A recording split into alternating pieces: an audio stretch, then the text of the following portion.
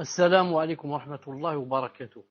إن الحمد لله نحمده ونستعينه ونستغفره ونعوذ بالله من شرور أنفسنا ومن سيئات أعمالنا. من يهده الله فلا مضل له ومن يضلله فلا هادي له. وأشهد أن لا إله إلا الله وحده لا شريك له. وأشهد أن محمدا صلى الله عليه وسلم عبده ورسوله. يا أيها الذين آمنوا اتقوا الله حق تقاته ولا تموتن إلا وأنتم مسلمون. يا أيها الناس اتقوا ربكم الذي خلقكم من نفس واحدة وخلق منها زوجها وبث منهما رجالا كثيرا ونساء. واتقوا الله الذي تساءلون به والأرحام إن الله كان عليكم رقيبا. يا أيها الذين آمنوا اتقوا الله وقولوا قولا سديدا يصلح لكم أعمالكم ويغفر لكم ذنوبكم ومن يطع الله ورسوله فقد فاز فوزا عظيما. ألا إن أصدق الكلام كلام الله وخير الهدي هدي محمد صلى الله عليه وسلم وشر الأمور محدثاتها وكل محدثة بدعة وكل بدعة ضلالة وكل ضلالة في النار. Donc حياكم الله عز وجل en cette soirée du samedi 1er Jumada الثانية 1436 de l'Hégire. Naam, correspondant 21 mars 2015 bi'idhnillahi ta'ala, donc avec le 17e cours incha'Allah ta'ala des trois fondements. Si vous vous rappelez, on avait vu que Ibn Kathir rahimahullah ta'ala a dit: celui qui a créé ces choses est le seul digne d'adoration. Ensuite il a dit, et ce qu'on va voir aujourd'hui, il a dit: quant aux différentes formes d'adoration, comme l'islam, la soumission, l'iman, l'ihsan, etc.,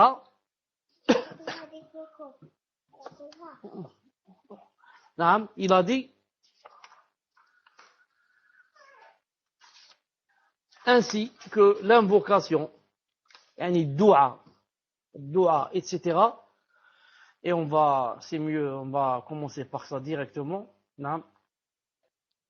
Ainsi que l'invocation dua, la peur, le khawf, l'espoir, le raja, la confiance, le tawakkul, le désir, le raghba, l'effroi, le rahba, l'humilité, le khushu', la crainte, le khashya, le retour vers Allah, l'inaba, la demande d'aide, l'isti'ana, la demande de protection, l'isti'adha, la demande de secours, l'istighatha, le sacrifice, le serment, le nadr, et autres formes d'adoration qu'Allah Ta'ala a ordonné d'accomplir sont toutes pour Allah Azza wa Jal. La preuve réside dans la parole d'Allah Subhanahu wa Ta'ala, parce qu'Allah Subhanahu wa Ta'ala a dit dans le Coran: وَأَنَّ الْمَسَاجِدَ لِلَّهِ فَلَا تَدْعُوا مَعَ اللَّهِ أَحَدًا. Les mosquées sont consacrées à Allah. N'invoquez donc personne avec Allah subhanahu wa ta'ala. Naam. Ensuite il a dit: quiconque donc, vous, une de ces formes d'adoration à un autre qu'Allah Azza wa Jal, est un polythéiste mécréant. La preuve à ce sujet réside dans la parole d'Allah Azza wa Jal: وَمَنْ يَدْعُ مَعَ اللَّهِ إِلَهًا آخَرَ لَا بُرْهَانَ لَهُ بِهِ فَإِنَّمَا حِسَابُهُ عِنْدَ رَبِّهِ إِنَّهُ لَا يُفْلِحُ الْكَافِرُونَ. C'est-à-dire, c'est le mu'minoun bien sûr, 117. Et quiconque invoque avec Allah subhanahu wa ta'ala une autre divinité sans avoir la preuve évidente de son existence aura à en rendre compte à Allah subhanahu wa ta'ala, son Seigneur. En vérité, les mécréants ne réussiront pas.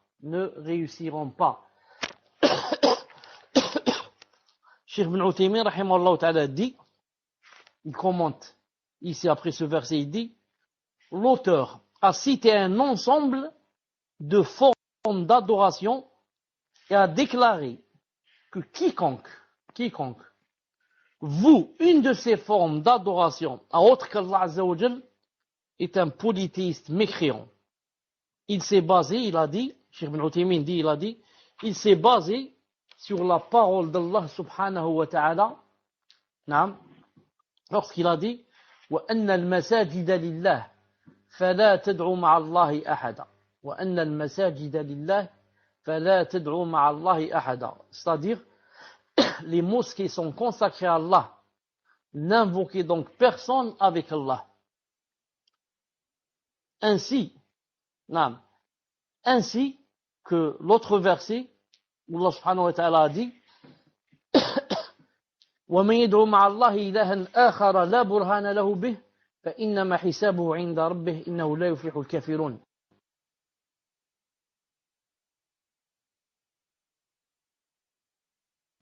Et quiconque invoque avec Allah Azza wa Jalla une autre divinité, sans ne réussiront pas. Cheikh Ibn Uthaymin rahimahullah ta'ala dit, le premier verset, c'est-à-dire le verset 2, les mosquées sont consacrées à Allah.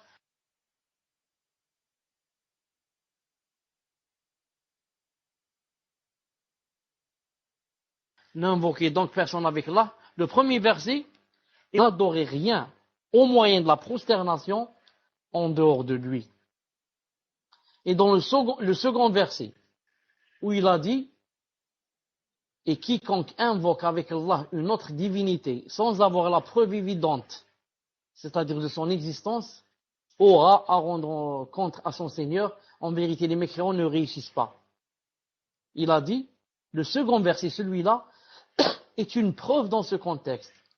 Car Allah Azza wa Jal a expliqué que quiconque invoque une autre divinité, en plus d'invoquer Allah Azza wa Jal, est mécréant. En effet, Allah Ta'ala a dit, en vérité, les mécréants ne réussissent pas. En outre, dans sa parole, lorsqu'Allah Azza wa Jal a dit, sans avoir la preuve évidente de son existence, nous pouvons déduire qu'il n'existe pas d'argument prouvant la multiplicité des divinités. Ainsi, cette caractéristique, sans avoir la preuve évidente de son existence, est donc informative et explicative. Il ne s'agit pas d'une caractéristique limitative qui ne concernerait pas ceux qui possèdent une preuve au sujet de la multiplicité des divinités. En effet, l'existence d'un argument prouvant qu'il y a une divinité avec Allah est impossible. Que veut dire ici le Cheikh rahimahullah ta'ala? Il veut dire, peut-être certains qui comprennent pas bien, ils vont dire, donc le verset a dit quoi? Il a dit quiconque. Dites-moi si vous voyez le verset avec moi. Il a dit quiconque, 23 le mu'minun, et quiconque invoque avec Allah une autre divinité, sans avoir la preuve évidente de son existence, aura à rendre compte à son Seigneur. Quelqu'un va dire, donc Allah Ta'ala a mis une condition. Il a dit quiconque invoque avec Allah une autre divinité, sans avoir la preuve évidente de son existence, c'est-à-dire sera au feu. C'est-à-dire que, maintenant, s'il peut avoir une preuve évidente de son existence, c'est-à-dire que c'est permis. Vous avez compris? Quelqu'un va dire, Allah Ta'ala a mis une condition.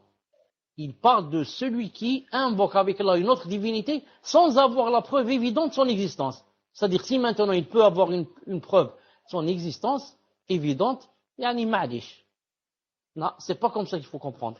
Ici, quand Allah Ta'ala dit sans avoir la preuve évidente de son existence, ça s'appelle en arabe, on dit ça wasfun kashif. Wasfun kashif, c'est-à-dire Allah Ta'ala veut dire ici que c'est impossible, de pouvoir prouver cela, l'existence d'un autre Dieu, avec une preuve évidente. C'est pas possible.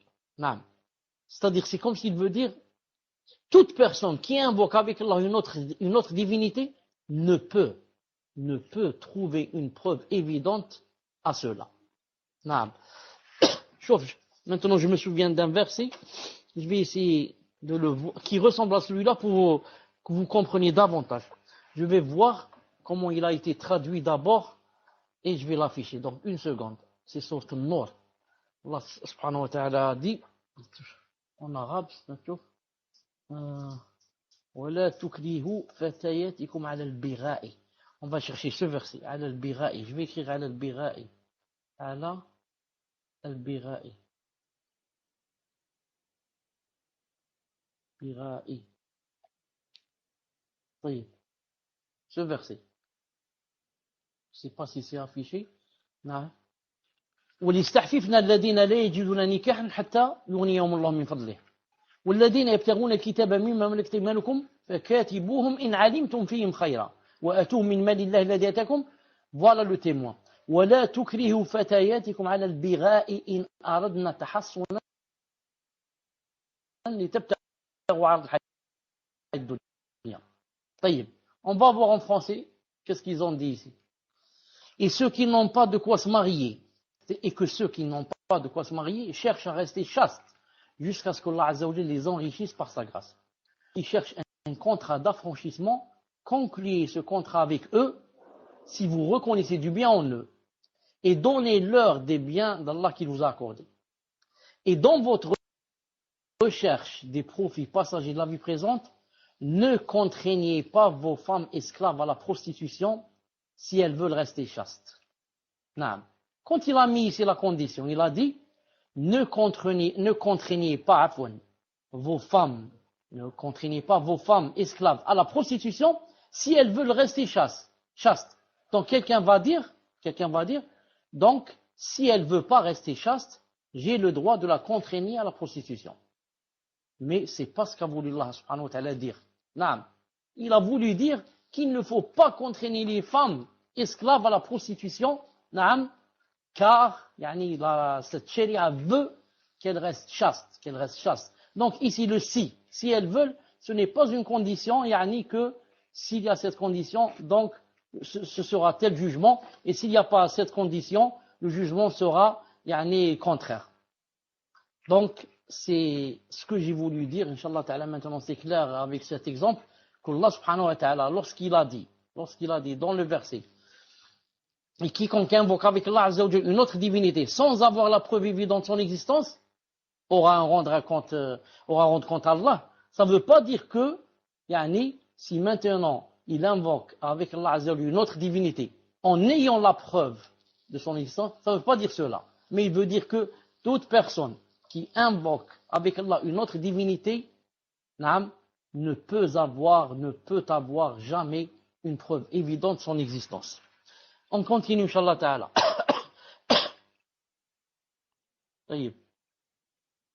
Donc, Cheikh Ibn Uthaymin, rahimahullah ta'ala, dit,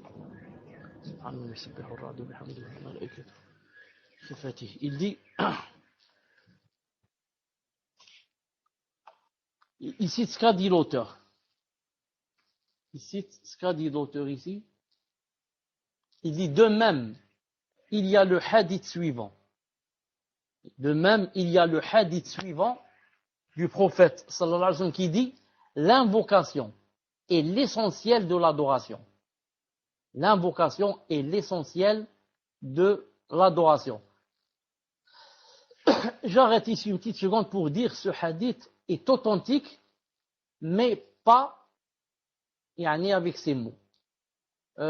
Ici c'est dua mukh al-ibada. S'il est comme ça, il est faible. Mais le hadith est authentique en disant l'invocation c'est l'adoration, comme ça. Dua huwa al-ibada. Ça c'est un hadith authentique. Si on ajoute mukh al-ibada, il devient faible. Donc l'invocation est l'essentiel de l'adoration est faible. Le vrai hadith authentique, l'invocation et l'adoration. L'invocation c'est l'adoration. Quelle est la preuve que l'invocation c'est l'adoration? Il y a des personnes qui ne savent pas. Tu lui dis pourquoi tu as demandé au tombeau de te donner une chose. Là, il te dit non, c'est juste des doigts. Tu lui dis tu as fait une adoration. Tu dis non, j'ai fait juste des doigts. Non, il te dit j'ai pas fait les ablutions et j'ai prié. Non, je me suis pas prosterné, j'ai pas fait le ruku'. J'ai juste levé mes mains, je lui ai dit donne-moi des enfants. C'est rien. On lui dit le hadith a dit l'invocation. Non. Justement, l'invocation, c'est l'adoration. Quand tu as invoqué ce mot, tu l'as adoré. Et la preuve se trouve dans la parole d'Allah Azza wa Jalla, où Allah subhanahu wa ta'ala a dit وقال ربكم ادعوني أستجب لكم. Ghafir 60. إن الذين يستكبرون عن عبادتي سيدخلون جهنم داخرين. Et votre Seigneur dit, appelez-moi, c'est-à-dire invoquez-moi, invoquez-moi, je vous répondrai. Ceux qui par orgueil se refusent à m'adorer entreront bientôt dans l'enfer humiliés. Taïb. Ici, si vous remarquez avec moi, Allah Ta'ala dit, invoquez-moi, je vous répondrai. Ud'ouni. Ud'ouni. Pas seulement appelez-moi, invoquez-moi, je vous répondrai. Ensuite, remarquez ce qu'il a dit. Ceux qui par orgueil se refusent à m'adorer, c'est-à-dire se refusent à m'invoquer. Car au début, il a dit, invoquez-moi, je vous répondrai. Ensuite, il a dit, ceux qui par orgueil se refusent à m'adorer entreront bientôt dans l'enfer. Donc, il a commencé le verset en disant, invoquez-moi, et il a terminé en disant, ceux qui par orgueil se refusent à m'adorer. Donc, c'est l'invocation, c'est l'adoration. C'est clair. Il a dit d'abord, invoquez-moi. Il a dit ensuite, ceux qui par orgueil se refusent à m'adorer. Il n'a pas dit se refusent à m'invoquer. Donc, il a remplacé invoquer par adorer. Donc, pour prouver que l'invocation, c'est l'adoration, exactement comme a dit le prophète sallallahu alayhi wa sallam. Cheikh Ibn Uthaymin commente en disant, l'auteur commence ici à énumérer des preuves concernant les différentes catégories d'adoration citées dans ses paroles. Quand il a dit quant aux différentes formes d'adoration, comme l'islam, l'iman, l'ihsan, ainsi que la vocation, etc. Il commence donc par citer les preuves concernant l'invocation. Viendra ensuite l'explication des preuves concernant l'islam, l'iman, l'ihsan et les autres. Ainsi, l'auteur, rahimahullah ta'ala, appuie son argumentation par ce qui a été rapporté du prophète alayhi salam qui aurait dit l'invocation est l'essentiel de l'adoration. Rapporté par Tirmidhi et déclaré comme gharib sous cette forme. Et on a montré qu'il est faible. Il a aussi appuyé par la parole d'Allah qu'on a citée. Et votre Seigneur dit, invoquez-moi, je vous exaucerai. Ici, il a dit, dans le livre, j'ai invoquez-moi à la place de appelez-moi. Et c'est ça la vraie traduction. Invoquez-moi. Ud'ouni. Il n'a pas dit nadoni, appelez-moi. Ud'ouni. Cheikh dit, ce noble verset indique donc que l'invocation fait partie de l'adoration. En effet, dans le cas contraire, il n'aurait pas été correct de dire, ceux qui par orgueil se refusent à m'adorer entreront bientôt dans l'enfer humilié. Si c'était pas ça, il n'aurait pas dit ça. Mais il aurait dit, ceux qui refusent par orgueil à m'invoquer. Cheikh dit, rahimahullah, quiconque invoque autre qu'Allah Azza wa Jal, en lui demandant une chose que seul Allah Ta'ala est capable de réaliser, est un polythéiste, kafir, mécréant. Un mouchrik, mécréant, que l'être invoqué soit vivant ou mort. Je répète cette phrase. Attendez, je vais voir si elle est dans le programme ou elle n'est pas cette phrase. Une seconde.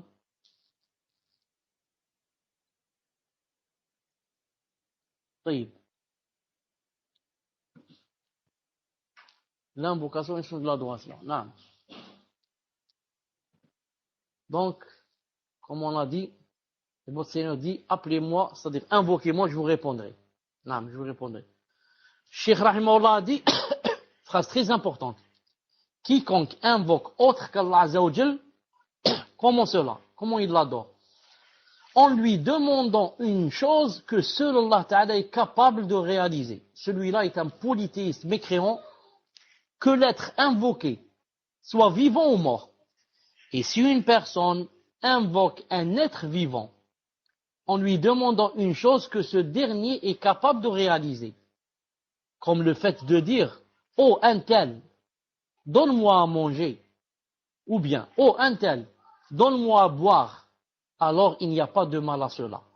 Il n'y a pas de mal à cela. On a vu une fois, vous vous rappelez, on a dit ça plusieurs fois, qu'il y a un hadith clair qui dit que on fait son possible pour ne rien demander aux gens. Donc ici, ce qu'a dit Cheikh, que que il n'y a pas de mal à cela, c'est quand on est dans le besoin, de dire à quelqu'un, donne-moi à boire, donne-moi à manger, aide-moi, et comme ça, dans le besoin. Sinon, yani, c'est pas bien de demander à une personne quoi que ce soit. Il faut apprendre, yani, à se suffire à soi-même. Et se suffire à ce que Allah subhanahu wa ta'ala t'a donné. Par contre, quiconque fait ce genre d'invocation à un mort ou à un être absent est un polythéiste. Maintenant, si quelqu'un est avec moi dans la chambre, lui dit donne-moi à boire ou bien ramène-moi de l'eau, va m'acheter ceci, cela. Il dit ça c'est possible, il n'y a pas de mal. Et nous on a dit surtout si c'est dans le besoin. Mais maintenant, si je demande ça à un mort, ou bien à un être absent, un être qui n'est pas avec moi, je suis maintenant dans une pièce et je dis à quelqu'un qui est absent, je dis à mon père qui est loin à 30 kilomètres, je lui dis donne-moi à boire, donne-moi à manger, j'ai faim, va m'acheter quelque chose, et comme ça.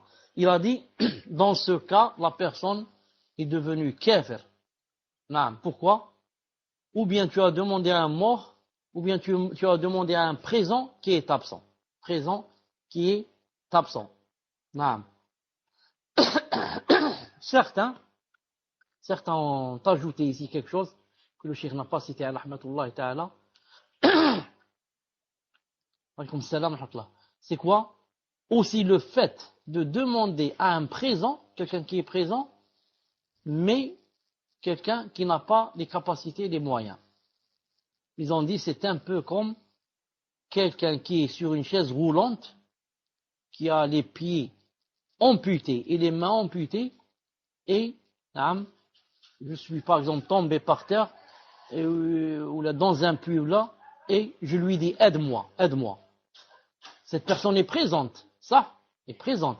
On devient polythéiste si on demande à un mort ou à un absent. Celui-là est présent, il est là avec moi. Mais il ne peut pas, il est dans une chaise roulante, il a les mains et les pieds amputés. Donc, lui demander, ça entre aussi dans le polythéisme. Reste une chose. Mais maintenant, si je demande à cette personne qui est sur la chaise roulante, et je lui dis aide-moi, en ce sens, je veux dire par là, aide-moi en criant. Je lui dis crie fort, naam. Ou bien, emploie le téléphone si tu peux. Ton téléphone, naam, si tu peux. Crie de toutes tes forces. Dans ce cas, j'ai demandé à quelqu'un une chose qu'il peut.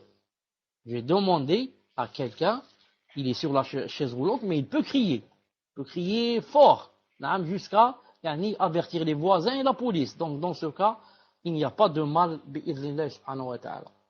Le cheikh dit, par contre, quiconque fait ce genre d'invocation à un mort ou à un être absent est un polythéiste, car le mort ou l'absent n'ont pas les capacités de répondre à ce genre de demande. Ainsi, invoquer ce mort ou cet être absent indique que la personne en question croit qu'ils ont un certain pouvoir sur la création. La personne, par ce moyen, devient donc polythéiste. Ensuite, il dit, et sache que l'invocation se divise en deux catégories. L'invocation de demande et l'invocation d'adoration. Donc, l'invocation se divise en deux catégories. L'invocation de demande et l'invocation d'adoration. طيب.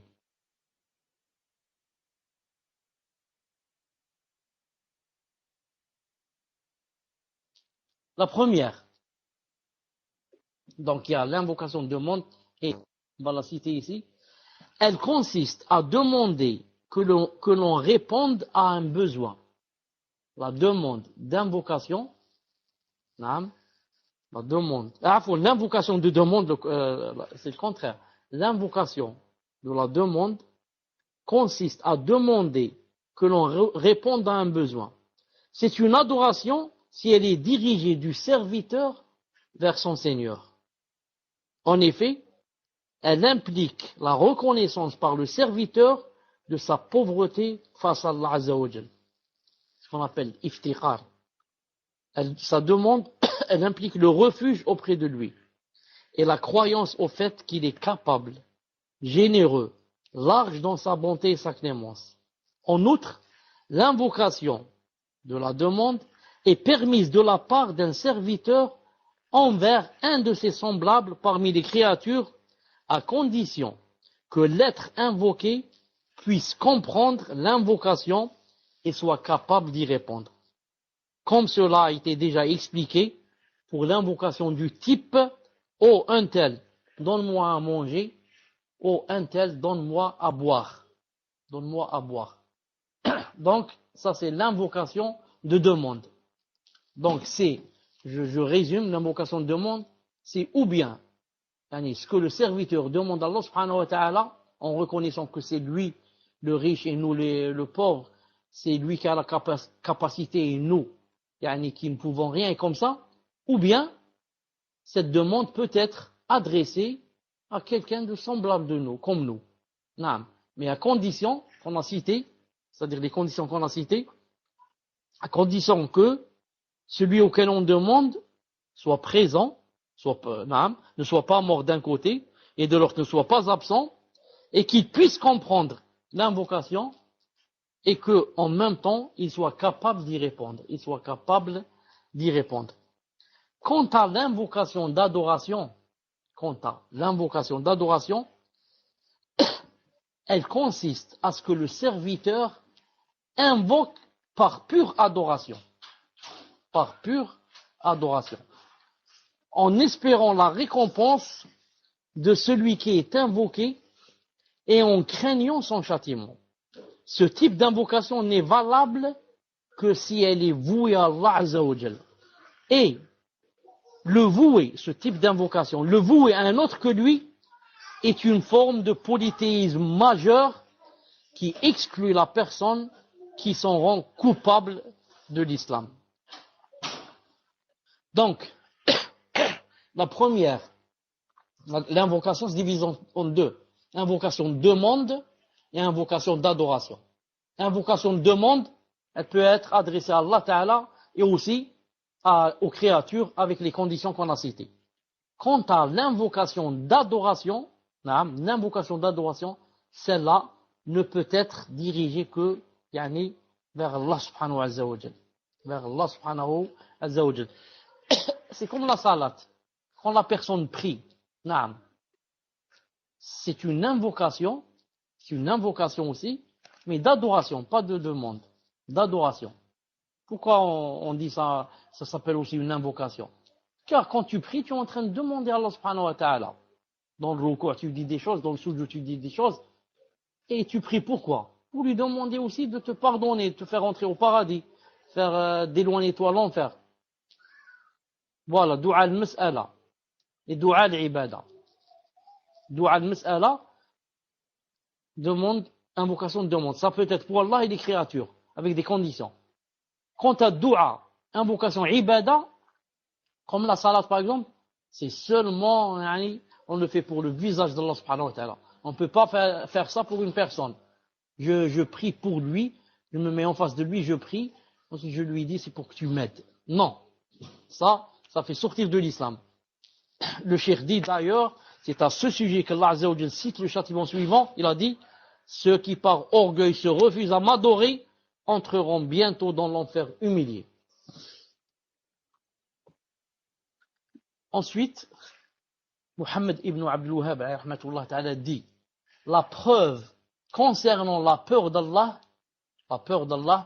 se trouve dans la parole d'Allah subhanahu wa ta'ala, lorsqu'il a dit, Ali Imran 175, فَلَا تَخَافُوهُمْ وَخَافُونِ إِن كُنْتُمْ مُؤْمِنِينَ. N'ayez donc pas peur d'eux, mais ayez peur de moi si vous êtes croyants. N'ayez donc pas peur d'eux, mais ayez peur de moi si vous êtes croyants. Cheikh Ibn Uthaymin rahimahullah ta'ala dit, la peur correspond à l'effroi. L'effroi. Il s'agit du sentiment que l'on éprouve. C'est quoi la peur? Il s'agit du sentiment que l'on éprouve à l'approche d'un événement pouvant causer la mort, un préjudice ou un mal. En outre, Allah Azza wa Jal a interdit de craindre les alliés de Satan et a ordonné de le craindre lui seul, Azza wa Jal. Et sachez que la peur se divise en 3 catégories. Premièrement, la peur naturelle. La peur naturelle. C'est quoi cette peur naturelle? Il a dit comme le fait d'avoir peur d'un tigre, du feu ou de la noyade. J'ajoute entre parenthèses, et même de la mort. Il n'y a pas une personne qui n'a pas peur de la mort. Du tremblement de terre. Non, c'est des choses, des peurs naturelles. Il a dit, ce type de peur n'est pas blâmable. Allah Azza wa Jal a dit au sujet de Moussa alayhi salam, Moïse, il a dit, فأصبح في المدينة خائفا يترقب. القصص 18.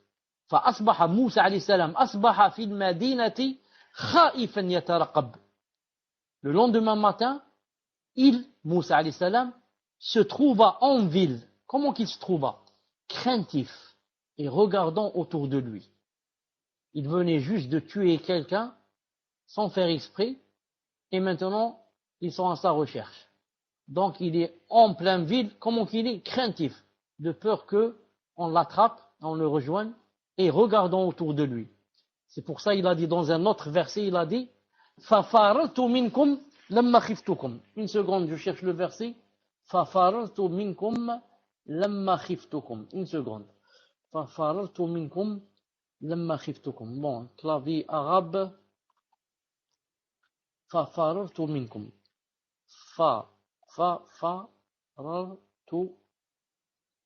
مِنْكُمْ. منكم. Ici, va donner. Ça y est. Une seconde. Ça n'a pas donné. Donc, je vais le réécrire. Voilà. Regardez ce verset. En français, Moussa alayhi salam dit, je me suis donc enfui de vous quand j'ai eu peur de vous. Puis mon Seigneur m'a donné la sagesse et m'a désigné parmi ses messagers.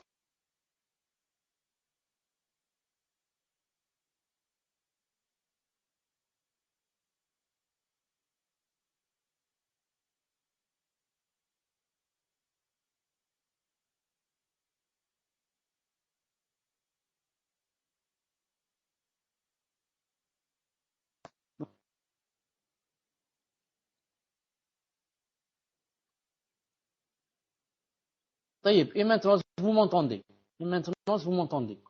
Donc, Moussa alayhi salam, qu'est-ce qu'il a dit? Je remets le verset ici. Il a dit, je me suis donc enfui de vous quand j'ai eu peur de vous. Peur de vous. Moussa alayhi salam, c'est un messager, il fait partie parmi les 5 élus, Ulul Azm min ar-Rusul, les 5 les plus proches.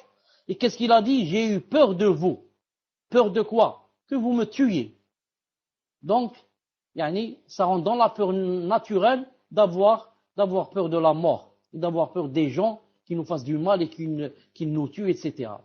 Et ça, c'est Moussa alayhi salam qui l'a dit, pas n'importe qui. Si vous le voulez en anglais, voici ce qu'il a dit en anglais. Et voici ce qu'il a dit en espagnol. Donc, il a dit, j'ai eu peur de vous. Puis mon Seigneur je me suis enfui de vous quand j'ai eu peur de vous. Taïb. Donc ça c'est quoi? C'est la peur naturelle bi'idnillahi subhanahu wa ta'ala. Cheikh Ibn Uthaymin rahimahullah ta'ala a dit, en commentant il a dit, cependant, si cette peur, comme le précise le Cheikh Mohammed Abdul Wahhab rahimahullah ta'ala, devient la cause du délaissement d'un devoir ou de la transgression d'un interdit, alors cette peur devient interdite. Je répète, très important. Mais si cette peur devient la cause du délaissement d'un devoir ou de la transgression d'un interdit, alors cette peur devient interdite. En effet, toute chose menant au délaissement d'un devoir ou à la transgression d'un interdit est elle-même interdite. La preuve réside dans la parole d'Allah subhanahu wa ta'ala lorsqu'il a dit dans le Coran, il a dit فَلَا تَخَافُوهُمْ وَخَافُونِي إِن كُنتُم مُؤْمِنِينَ. N'ayez donc pas peur d'eux, mais ayez peur de moi si vous êtes croyants. Naam. Donc la peur naturelle, conclusion, elle est permise, naam, à condition de quoi? Qu'elle soit pas la cause de délaisser un devoir ou bien de transgresser un interdit. Naam. Ça c'est la première peur. Naam. Et cette peur elle-même, il dit ici, Cheikh, de plus la peur d'Allah Azza wa Jal, la peur d'Allah Azza wa Jal peut être louable comme elle peut être blâmable. La peur d'Allah Azza wa Jal peut être louable comme elle peut être blâmable. Donc on a la peur louable et on a la peur blâmable. La peur louable, c'est celle qui empêche la personne de désobéir à Allah Ta'ala, de façon telle qu'elle pousse à accomplir les devoirs et à délaisser des interdits divins. Si ce résultat se concrétise, le cœur s'apaise et se réconforte. La réjouissance du bienfait d'Allah Azza wa Jal et l'espérance en sa récompense l'emportent alors. Quant à la peur blâmable, il s'agit de celle qui pousse le serviteur à désespérer de la miséricorde d'Allah Azza wa Jal et à s'affliger au point de se renfermer sur lui-même, voire se laisser aller à la désobéissance par profond désespoir. Donc la peur d'Allah Azza wa Jal elle-même se divise en deux. Une peur louable qui te pousse à faire les devoirs et t'empêche de faire les interdits. Et masha'Allah, elle remplit ton cœur d'amour d'Allah Azza wa Jal. Quant à la peur blâmable, c'est celle, j'ai peur d'Allah Azza wa Jal au point où ça me pousse à désespérer de cette vie, à désespérer du paradis, désespérer de ne pas entrer en enfer.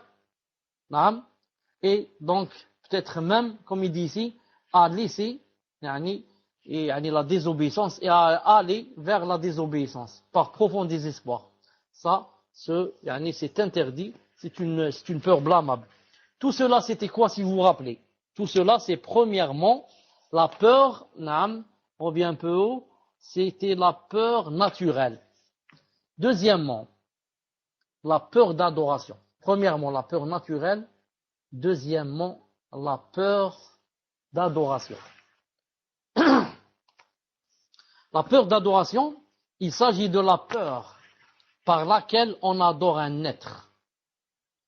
Celle-ci ne peut être vouée qu'Allah Azza wa Jal. La vouer à un autre qu'Allah Azza wa Jal est une forme de polythéisme majeur. Donc c'est la peur d'adoration. Quelqu'un a peur d'une personne au point de l'adorer. S'il lui dit prosterne-toi, il se prosterne.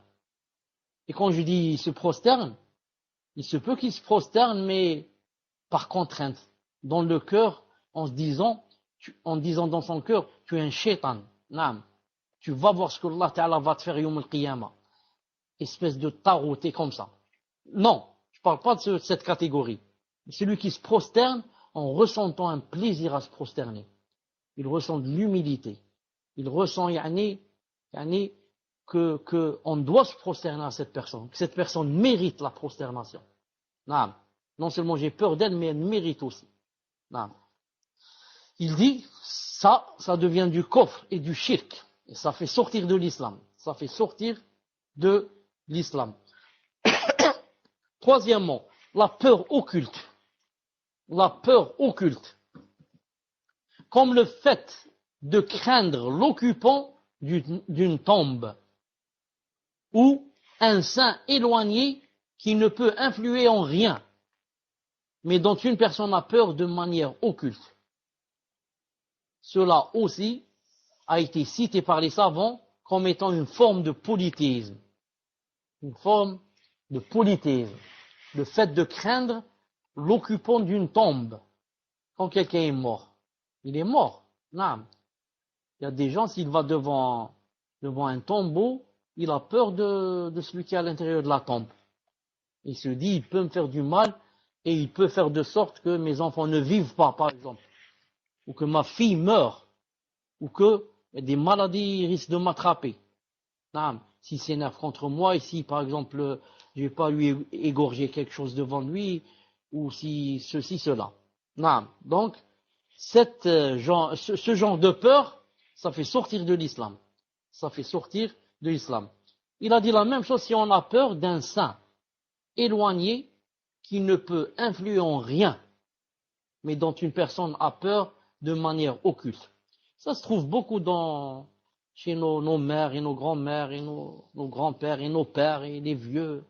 Et en général, pas seulement chez les vieux, chez toute personne qui est jahil, toute personne qui est jahila et qui ne connaît rien en la aqidah, peut avoir ce genre de peur occulte. Le cheikh dit, ça c'est par rapport à la peur, ça c'est par rapport à la peur.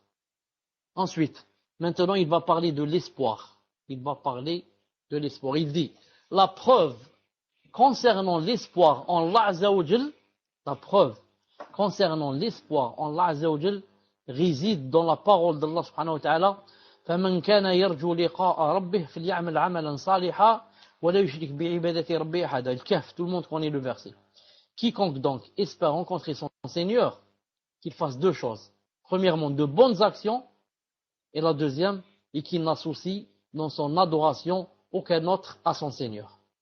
Donc quiconque espère et veut rencontrer son Seigneur, ça dit ravi de lui. Car tu peux rencontrer ton Seigneur en colère contre toi. Donc quiconque espère rencontrer son Seigneur, ravi de lui. C'est-à-dire, pour qu'il te fasse rentrer au paradis. Donc tu dois faire deux choses. Les bonnes actions et pas d'association. Les bonnes actions, c'est comme disent les savants, suivre la sunna. Suivre la sunna. Suivre la sunna, c'est la perfection dans les bonnes actions. S'éloigner de la sunna et faire le contraire de la sunna, c'est quoi? C'est la chose la plus mauvaise qui puisse exister. Premièrement,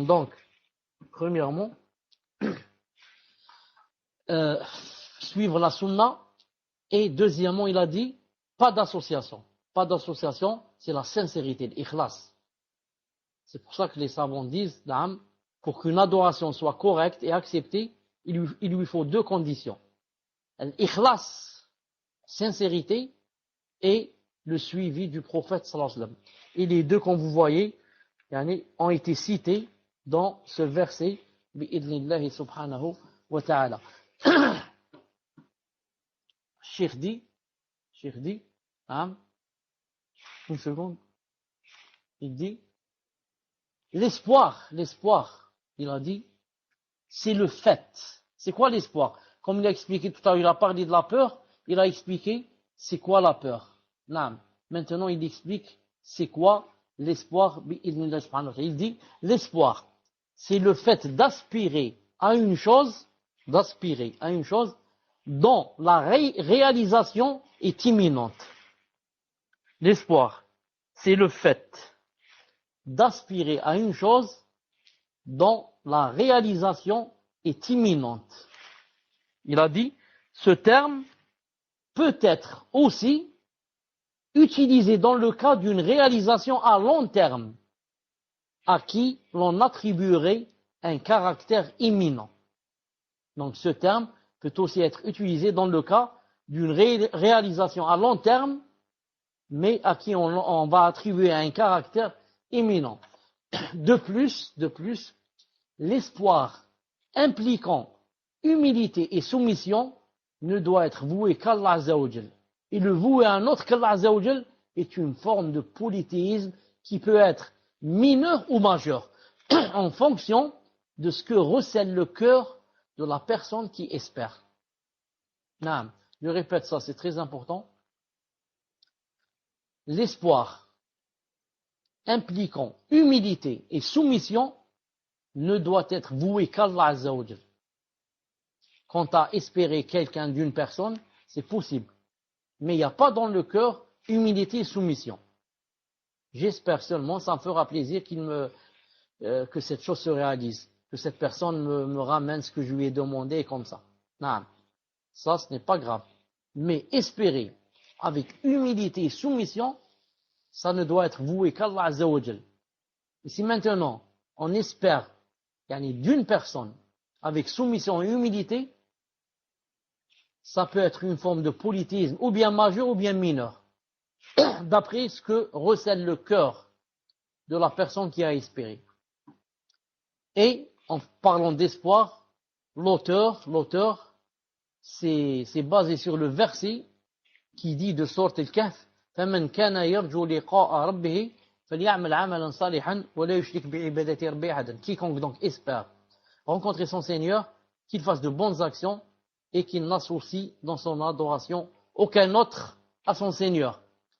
Cheikh Ibn Uthaymin rahimahullah ta'ala dit, et sache que l'espoir louable et légitime pour une personne qui œuvre dans l'obéissance d'Allah Azza wa Jal et on espère une récompense.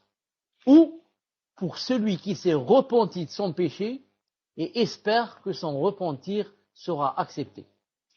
Par contre, l'espoir sans œuvre n'est qu'une illusion et une espérance blâmable. Donc l'espoir lui-même se divise en deux sortes. Yani louable et blâmable. Si maintenant une personne espère des choses d'Allah subhanahu wa ta'ala, espère son paradis, espère son ravissement, espère qu'il soit content d'elle. Maintenant on va voir, est-ce que cette personne qui espère comme ça, est-ce qu'elle est en train d'œuvrer dans l'obéissance d'Allah Azza wa Jal? Et en même temps, elle est en train d'œuvrer dans l'éloignement de ses interdits. Ou c'est une personne qui s'est repentie de son péché et elle espère que son repentir sera accepté. Ça, c'est un espoir louable. Mais par contre, si une personne espère des choses comme ça, mais sans œuvre, ou alors en faisant de mauvaises actions, quelqu'un qui passe sa journée dans un bar et qui dit, moi, j'ai lu dans le Coran que la miséricorde d'Allah subhanahu wa ta'ala n'a pas de limite. Donc j'espère et j'ai un grand espoir dans mon cœur qu'il va me pardonner. Ça, qu'est-ce qu'on lui dit? C'est des illusions. C'est l'espoir de Satan. C'est Satan qui t'a poussé et qui te ruse, pour que tu finisses très mal, tu finisses comme ça, tu meurs dans un bar et, c'est son but. C'est pour ça qu'il te dit que la générosité d'Allah subhanahu wa ta'ala n'a pas de limite, etc. Mais si vraiment, tu étais sincère avec Allah subhanahu wa ta'ala, tu aurais quoi? Tu aurais fait de bonnes œuvres et en même temps espéré. Et là, je profite je me suis souvenu un verset, donnez-moi juste une seconde, qui explique bien ce que je viens de dire ici. Une seconde. وَإِنِّي لَغَفَّارٌ لِمَنْ تَابَ وَآمَنَ وَعَمِلَ صَالِحًا ثُمَّ اهْتَدَى.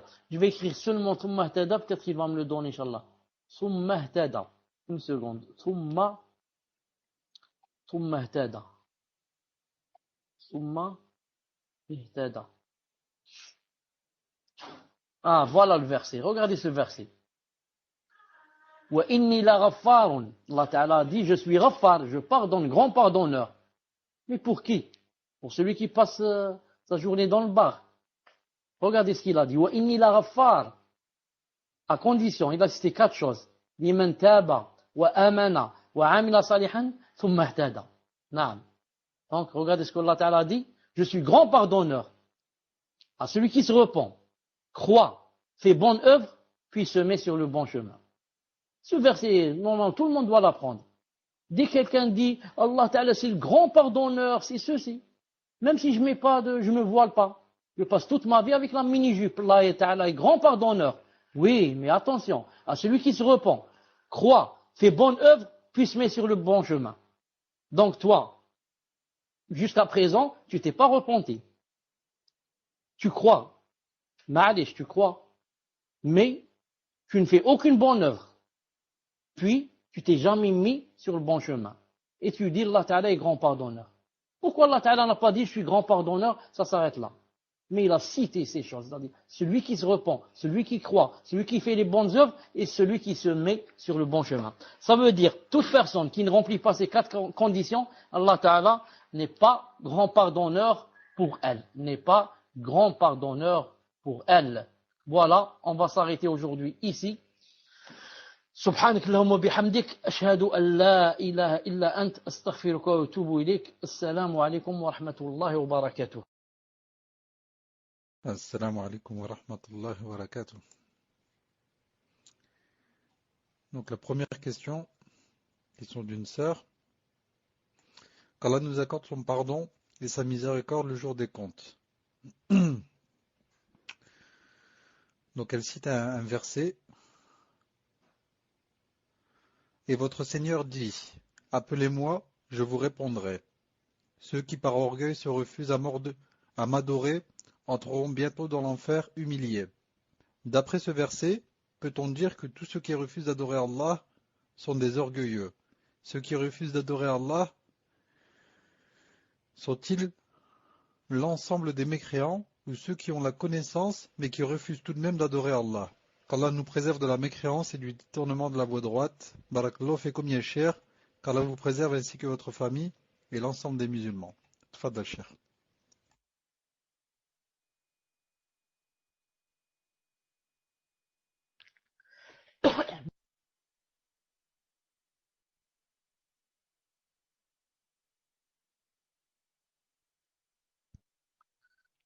Pas toute personne qui n'adore pas Allah subhanahu wa ta'ala, cela implique qu'elle le fait par orgueil. Même si la plupart des gens qui n'adorent pas Allah subhanahu wa ta'ala le font par orgueil. Quel est le dalil? Que ce n'est pas toujours par orgueil, c'est que des fois la personne est jahil.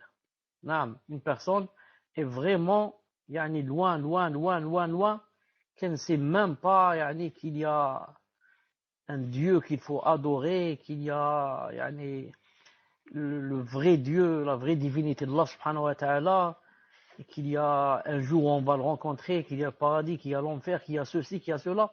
Donc, des personnes qui sont vraiment été éloignées de par leur ignorance et de ce qu'a fait d'eux le shaitan.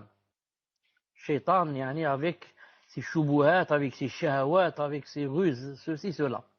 Donc, ce n'est pas toujours par orgueil que l'on n'adore pas Allah subhanahu wa ta'ala. Pour que ça soit par orgueil, il faudrait que la personne sache, qu'elle sache, et qu'elle ne veuille pas.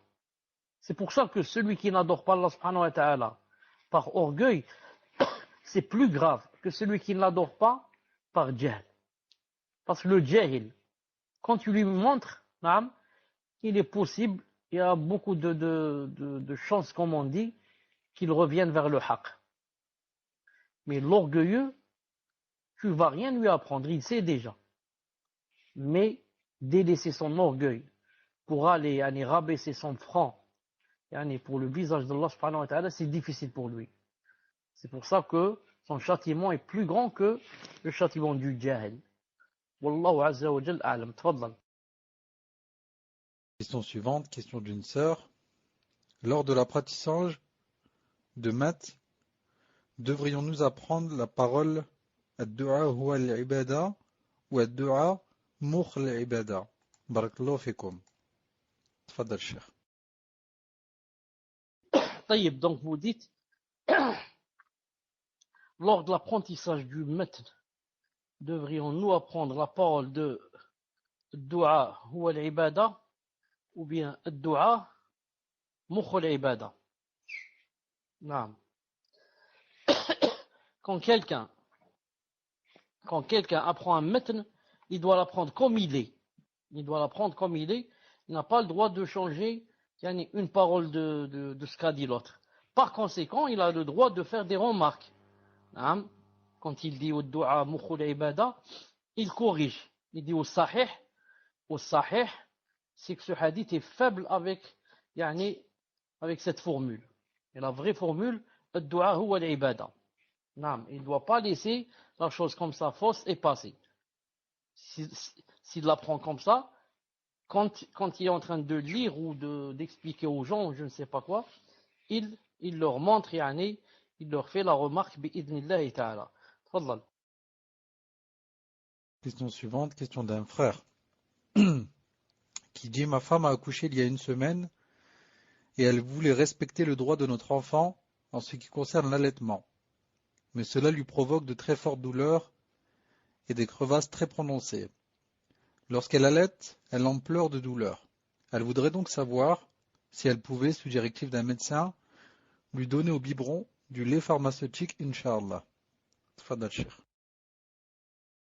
Naam, que Allah subhanahu wa ta'ala fasse cet enfant un enfant pieux. Pour le fait d'allaiter, ce qu'il faut savoir que, quand c'est possible, c'est possible. Quand ce n'est pas possible, ce n'est pas possible. Naam. Ensuite, Allah subhanahu wa ta'ala n'a pas dit que celle qui n'allait pas, par exemple, 2 années, comme croient beaucoup de sœurs, qu'elle a des péchés. Mais il a dit que le mieux, pour l'enfant, c'est quoi? C'est le lait maternel. Aucun lait pharmaceutique ne peut, je ne vais pas dire égaler, mais je vais dire être à la moitié du lait de la poitrine de la femme. Donc c'est pour le bien de l'enfant que Allah subhanahu wa ta'ala a demandé et a conseillé qu'on l'allaite. Et maintenant, s'il y a des entraves, il n'y a aucun problème, bi'idhnillah subhanahu wa ta'ala. S'il y a des peines ou des choses qui nous empêchent de faire cette chose, qu'on arrête de le faire, ou alors du moins temporairement, on lui donne le biberon et on boit. Si maintenant la santé revient, bi'idhnillah ta'ala, on revient à l'allaitement. Si c'est pas possible, qaddar Allahu ma sha fa'al. Tfaddal. Question suivante, question d'un frère. Qu'Allah vous récompense par le Firdaus ainsi qu'aux admins. Est-ce que le fait de ne pas dire le haqq quand on sait que certains membres de notre famille sont contre et peuvent avoir des mauvaises réactions rentre dans la peur interdite? Tfadal, Cheikh. J'ai pas bien entendu la question. Non, mais je vous le répète, Cheikh. Est-ce que le fait de ne pas dire le haqq quand on sait que certains membres de notre famille sont contre et peuvent avoir des mauvaises réactions rentre dans la peur interdite? Tfadal, Cheikh. En général, quand des gens de la famille sont comme ça, c'est qu'on sait d'avance qu'ils n'acceptent pas le haqq et qu'ils sont contre le haqq et qu'en le disant, ça peut même empirer les choses. Donc la personne ici, c'est pas à peur de dire le haqq, mais il ne veut pas aggraver les choses et compliquer davantage. Donc elle ne veut pas s'attirer des mots, si je puis dire, mais facile. Et que peut-être ça va faire de sorte que ça va éclater l'union de la famille ou alors on va la chasser de la maison ou bien je ne sais quoi. Si c'est comme ça rentre pas dans la peur interdite. La peur interdite, c'est de ne pas leur dire la vérité, ce que Allah Ta'ala a dit, etc. De peur, par exemple, quand on ne donne plus à manger, qu'on m'arrête ma paye, que ceci, cela. Mais si par contre, on a peur, ou plutôt on sait qu'ils n'acceptent pas le haqq, et qu'à chaque fois qu'on dit le haqq, voilà ce qui se passe, des problèmes familiaux et Inch'Allah ta'ala que ça rentre pas, bi'idhnillahi ta'ala. Tfaddal. Question suivante. Question d'une sœur. Cher, pouvez-vous réexpliquer le verset 117 de Surat Mu'minun, min fadlikum, et répéter la définition de la peur? Tfaddal, cher. Je voudrais juste faire une petite remarque ici quand la personne a dit de ne pas dire le haqq. Cela dépend, le haqq ici c'est quoi? Si c'est nous qui voulons le dire de nous-mêmes, on veut faire le bien, c'est de cela que je parlais. Mais si c'est le haqq ici, comme par exemple le témoignage. Par exemple, là, je sais que c'est X qui a volé, et maintenant, on a accusé Y de mes frères et sœurs. Et on va le frapper, on va le punir, on va ceci. Et je sais que c'est X qui a volé, et je ne dis pas la vérité. Et que peut-être même on me dit, est-ce que tu as vu quelqu'un d'autre volait ou là, quelqu'un volait, je me tais. Je dis non, je sais pas ou bien je me tais. Ça rentre. Ça rentre dans quoi? Dans ولا تكتموا الشهادة ومن يكتمها فإنه آثم قلبه. Et ne reniez pas ou ne cachez pas le témoignage. Et quiconque cache le témoignage, يعني فهو آثم قلبه. يعني il a des péchés, son cœur est plein de péchés. À peu près, hein, à peu près. Donc, il faut comprendre que ce que je disais, ne pas dire le haq, c'est-à-dire c'est nous qui voulons dire le haq et leur dire que Allah Ta'ala dit ceci, cela, mais ça va donner des problèmes et je sais qu'ils n'acceptent pas, etc. C'est pour ça qu'il y a une règle en arabe qui dit لا يجوز تأخير البيان عن وقت الحاجة ولكن يجوز تأخير البيان إلى وقت الحاجة. Je répète, لا يجوز تأخير البيان عن وقت الحاجة mais لكن يجوز تأخير البيان إلى وقت الحاجة. C'est interdit en islam quand c'est le moment de dire le haq, de le cacher. Par contre, c'est permis en islam de retarder le haq, de ne pas le dire et de le cacher jusqu'à ce que vienne son moment. Voilà, de le différer jusqu'à ce que vienne son moment bi'idhnillahi ta'ala.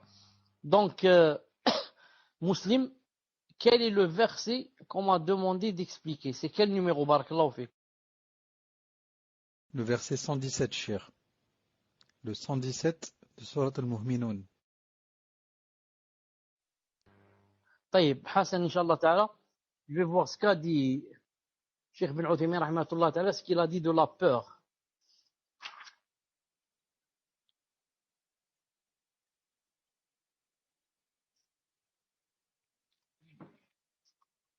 Cheikh bin Uthaymin rahmatullah ta'ala, il a peur. Dans le prochain cours, on va expliquer la différence entre la peur et la crainte. La peur et la crainte. Il dit ici la peur correspond à l'effroi. L'effroi. Une seconde. L'apostrophe E2FROI. L'effroi. Il s'agit du sentiment. Écoutez bien ce que c'est la peur.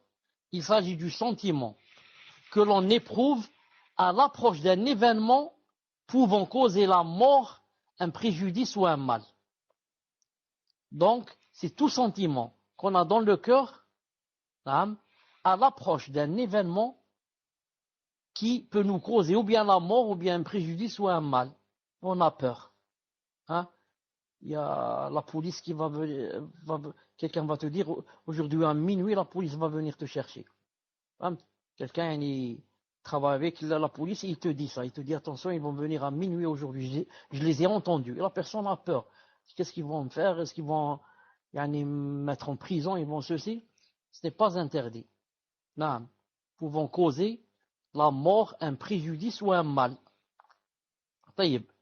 Quelqu'un qui a, je ne sais pas combien d'argent dans la banque, ensuite, il apprend que cette banque vient d'être brûlée.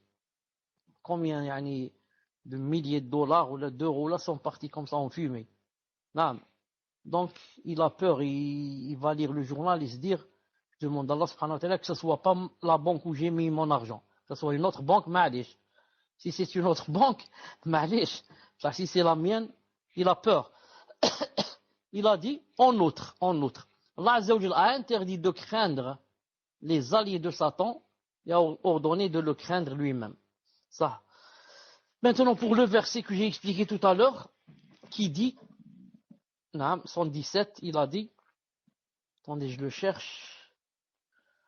Voilà. Et quiconque invoque avec Allah Azza wa Jalla une autre divinité, sans avoir la preuve évidente de son existence, aura à en rendre compte à son Seigneur. En vérité, les mécréants ne réussiront pas.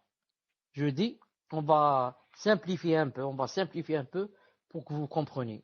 Donc Allah Ta'ala dit quiconque invoque avec Allah une autre divinité. Donc quiconque, adore avec Allah une autre divinité, puisque invoquer c'est adorer. Quiconque adore avec Allah Ta'ala une autre divinité, soit en l'invoquant, soit en lui demandant des choses que seul Allah subhanahu wa ta'ala peut donner. Non. On va sauter, lorsqu'il a dit sans avoir la preuve, on va sauter ça et revenir. Donc quiconque invoque avec Allah une autre divinité, aura à en rendre compte à son Seigneur. Qu'est-ce que ça veut dire aura à en rendre compte à son Seigneur? Ça veut dire que, yani, il sera châtié. Parce que Allah subhanahu wa ta'ala, tu dois lui rendre des comptes. Il va te dire pourquoi tu as adoré un autre avec moi, ou un autre que moi. Donc la phrase, le verset aura à en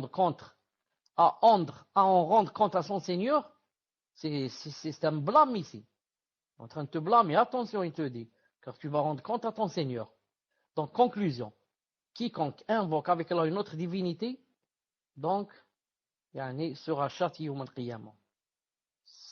La preuve, les mécréants ne vont pas réussir. Taïb.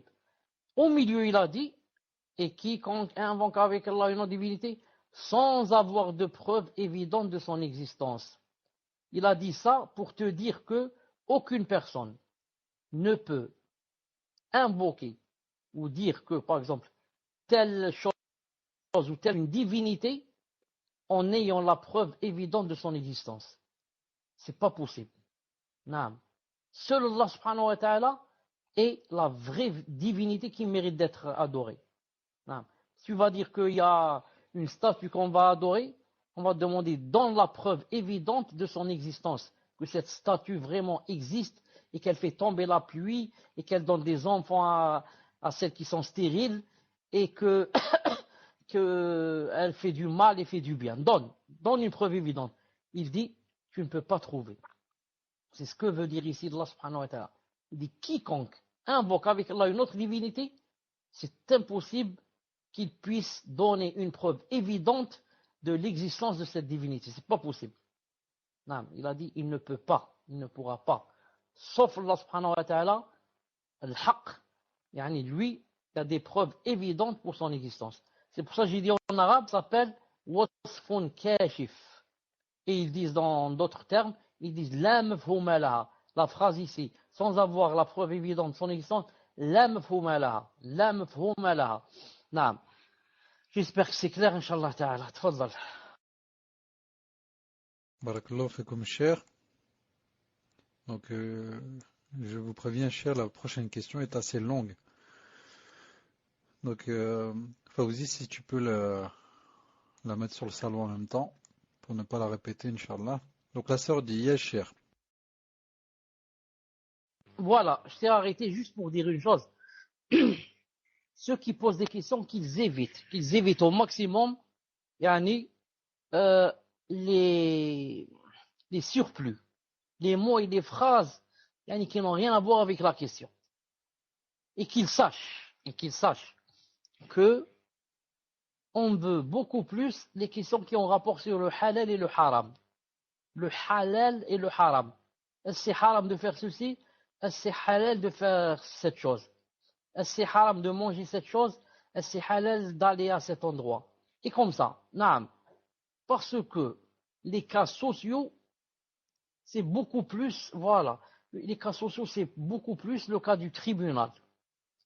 C'est pour ça que si vous allez demander à un savant d'Arabie Saoudite, vous allez lui téléphoner, lui dire par exemple, voilà mon mari, ce qu'il m'a fait, etc., je divorce pas, il te dit, va au tribunal, ils vont décider.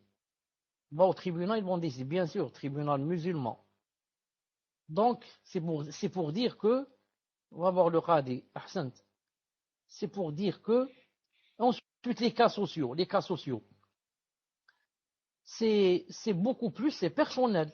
Chacun a son cas social et ses problèmes. Donc les autres ne tirent aucun profit du cas. C'est une affaire entre toi et ton mari et les enfants et la belle-mère et l'oncle et le cousin et le voisin. Donc moi je n'ai rien gagné, je n'ai rien appris. Vous avez compris? Mais si je dis par exemple que telle chose c'est haram, tout le monde va profiter. Dire alhamdoulilah, je ne savais pas par exemple que se tatouer c'était haram, je croyais que c'était halal. Et comme ça. Ou alors je dis que ce n'est pas obligé d'enlever le tatouage pour quelqu'un qui l'a et s'est repenti. Ce n'est pas obligé si ça s'enlève avec beaucoup d'argent ou bien ça s'enlève en faisant mal à son corps. Les gens vont dire alhamdoulilah, je ne savais pas ça. Je me suis fait beaucoup de problèmes, j'ai un tatouage et je pense toujours à ça, comment rencontrer là avec le tatouage. Et comme ça. Et معلش تفضل. Dis-nous, Inch'Allah Ta'ala.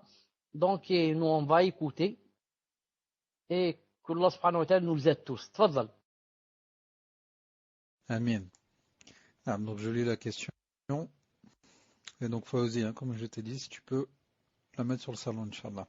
Donc la sœur dit, Yasher, dans la ville où j'habite, il y a une association très connue qui se nomme Jeunesse musulmane d'Aquitaine, ayant environ 5000 abonnés sur Facebook, notamment qui se réclament de la Salafia, alors qu'en vérité ils se cachent derrière la Salafia.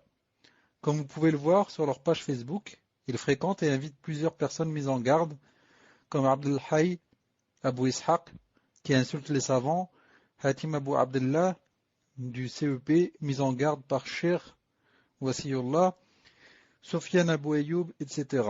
Et il propage des vidéos de Ahmed El-Hazimi, Abdelaziz El-Tarifi, Mohamed El-Mukhtar El-Shinqiti, tout en publiant des vidéos de Cheikh Al-Fawzan, Cheikh Al-Uthaymin, Cheikh Ibn Baz, etc. Ils soutiennent et font venir dans la région l'association Baraka City, dont vous nous aviez mis en garde. D'ailleurs, le principal dirigeant de Baraka City, Idriss Sehamdi, s'est dévoilé récemment par lui-même dans ses tweets. On voit qu'il soutient les frères musulmans d'Égypte et cite Sayyid Qutb. Plusieurs personnes qui faisaient partie de cette association, Jeunesse musulmane d'Aquitaine, se sont rendues compte que cette association n'était pas claire et l'ont quittée. L'une d'entre elles m'a rapporté que le président de cette association lui avait dit que Cheikh Rabi' a de l'irja, et que les savants le savent, mais le cachent car ils ne souhaitent pas faire la fitna. Ils ne souhaitent pas faire de fitna.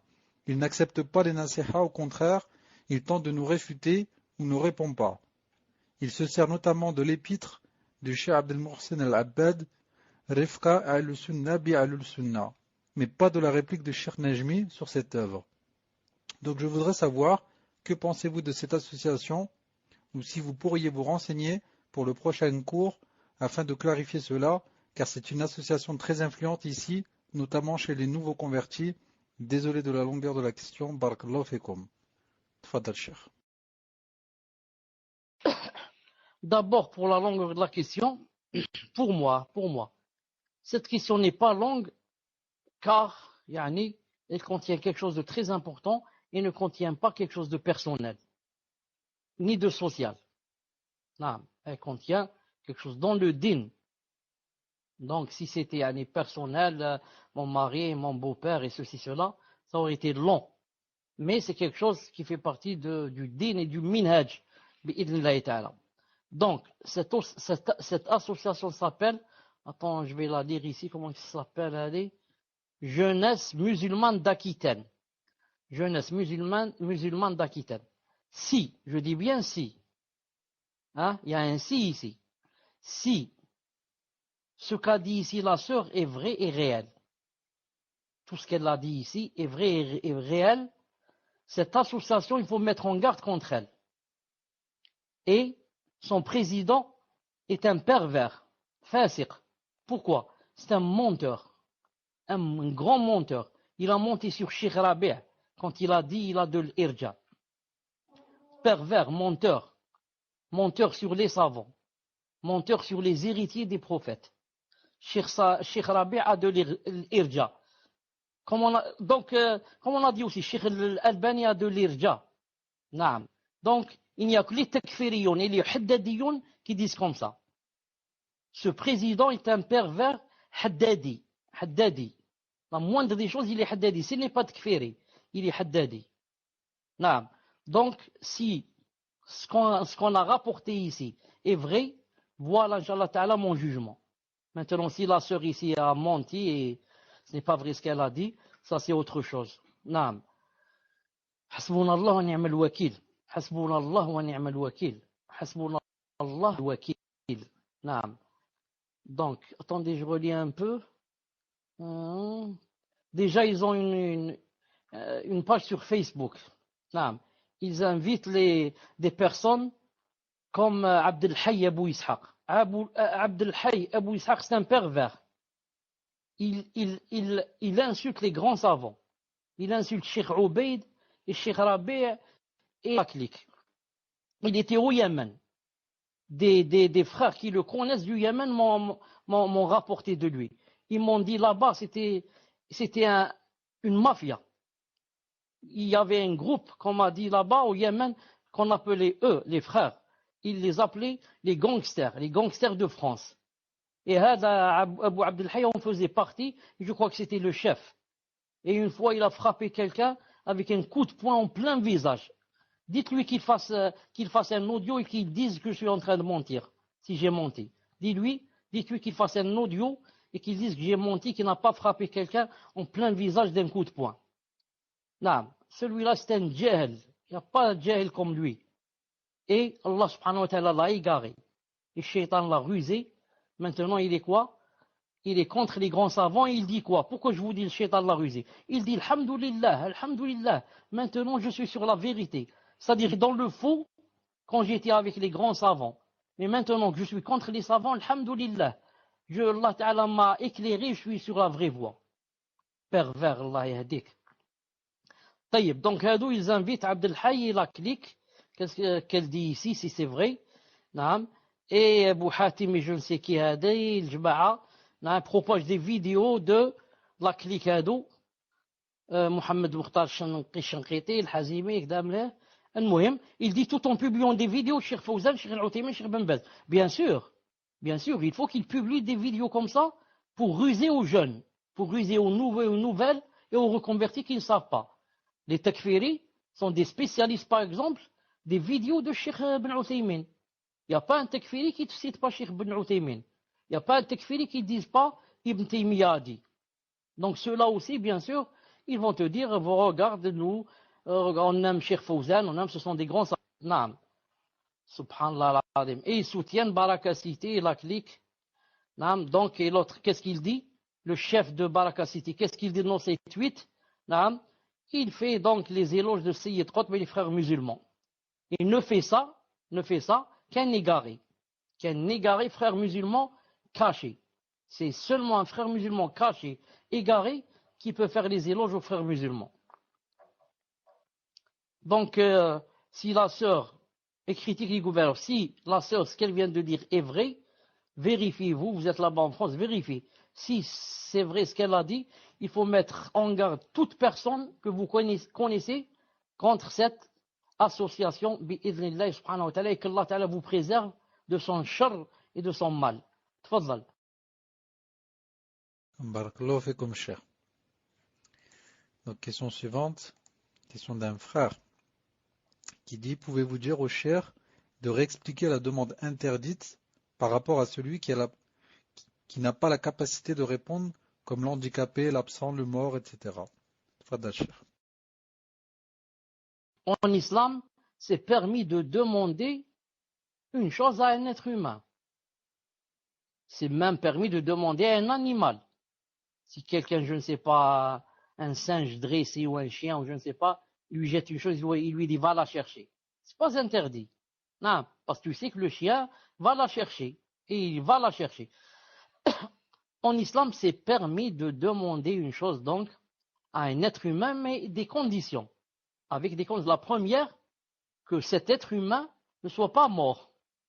Car si on demande à un mort, ça veut dire quoi? Ça veut dire c'est du polythéisme, on est sorti de l'islam.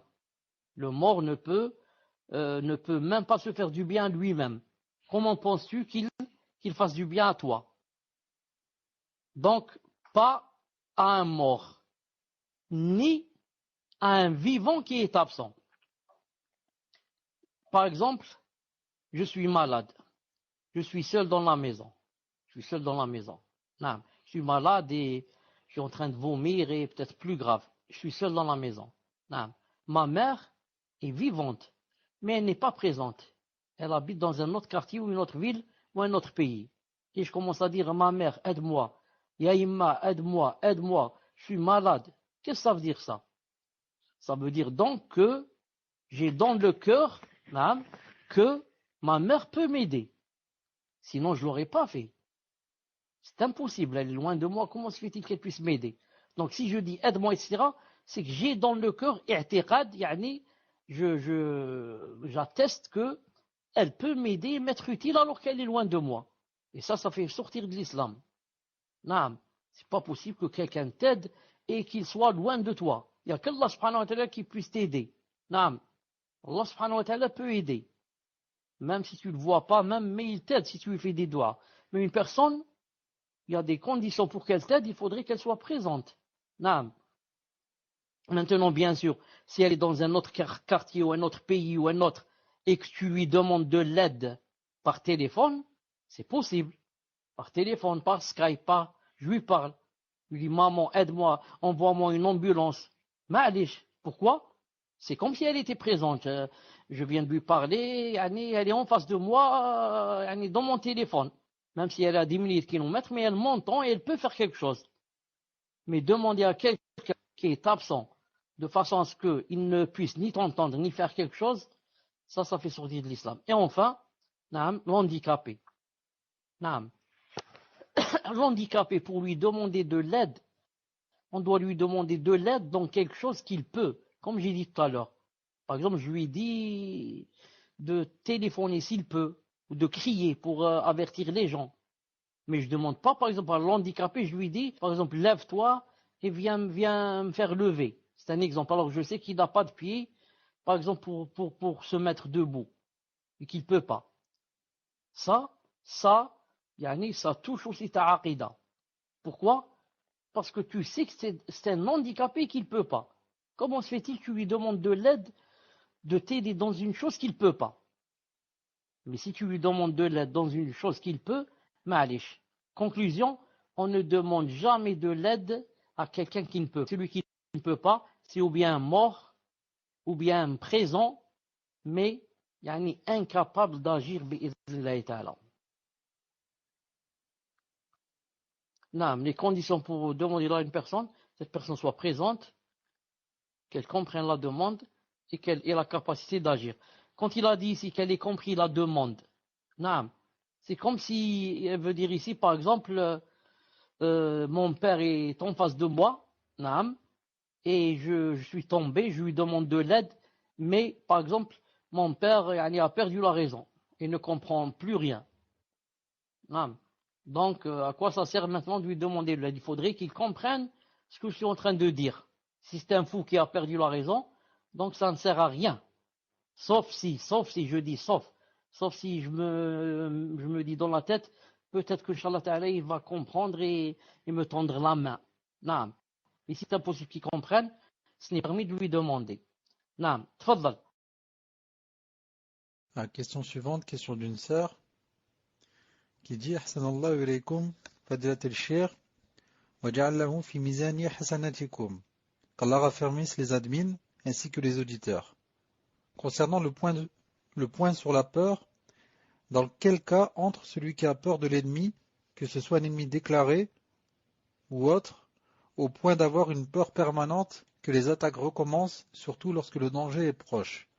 Barakallahu fikum. Et quels sont les témoins légiférés, et quels sont les moyens légiférés pour remédier à cela? Tfadal Cheikh. J'ai pas bien compris la question. Elle parle par exemple de la guerre ici. Mais c'est pas très clair. Et je vais répondre d'après ce que j'ai compris. Allah subhanahu wa ta'ala alam. Une seconde, le micro est tombé. Une seconde.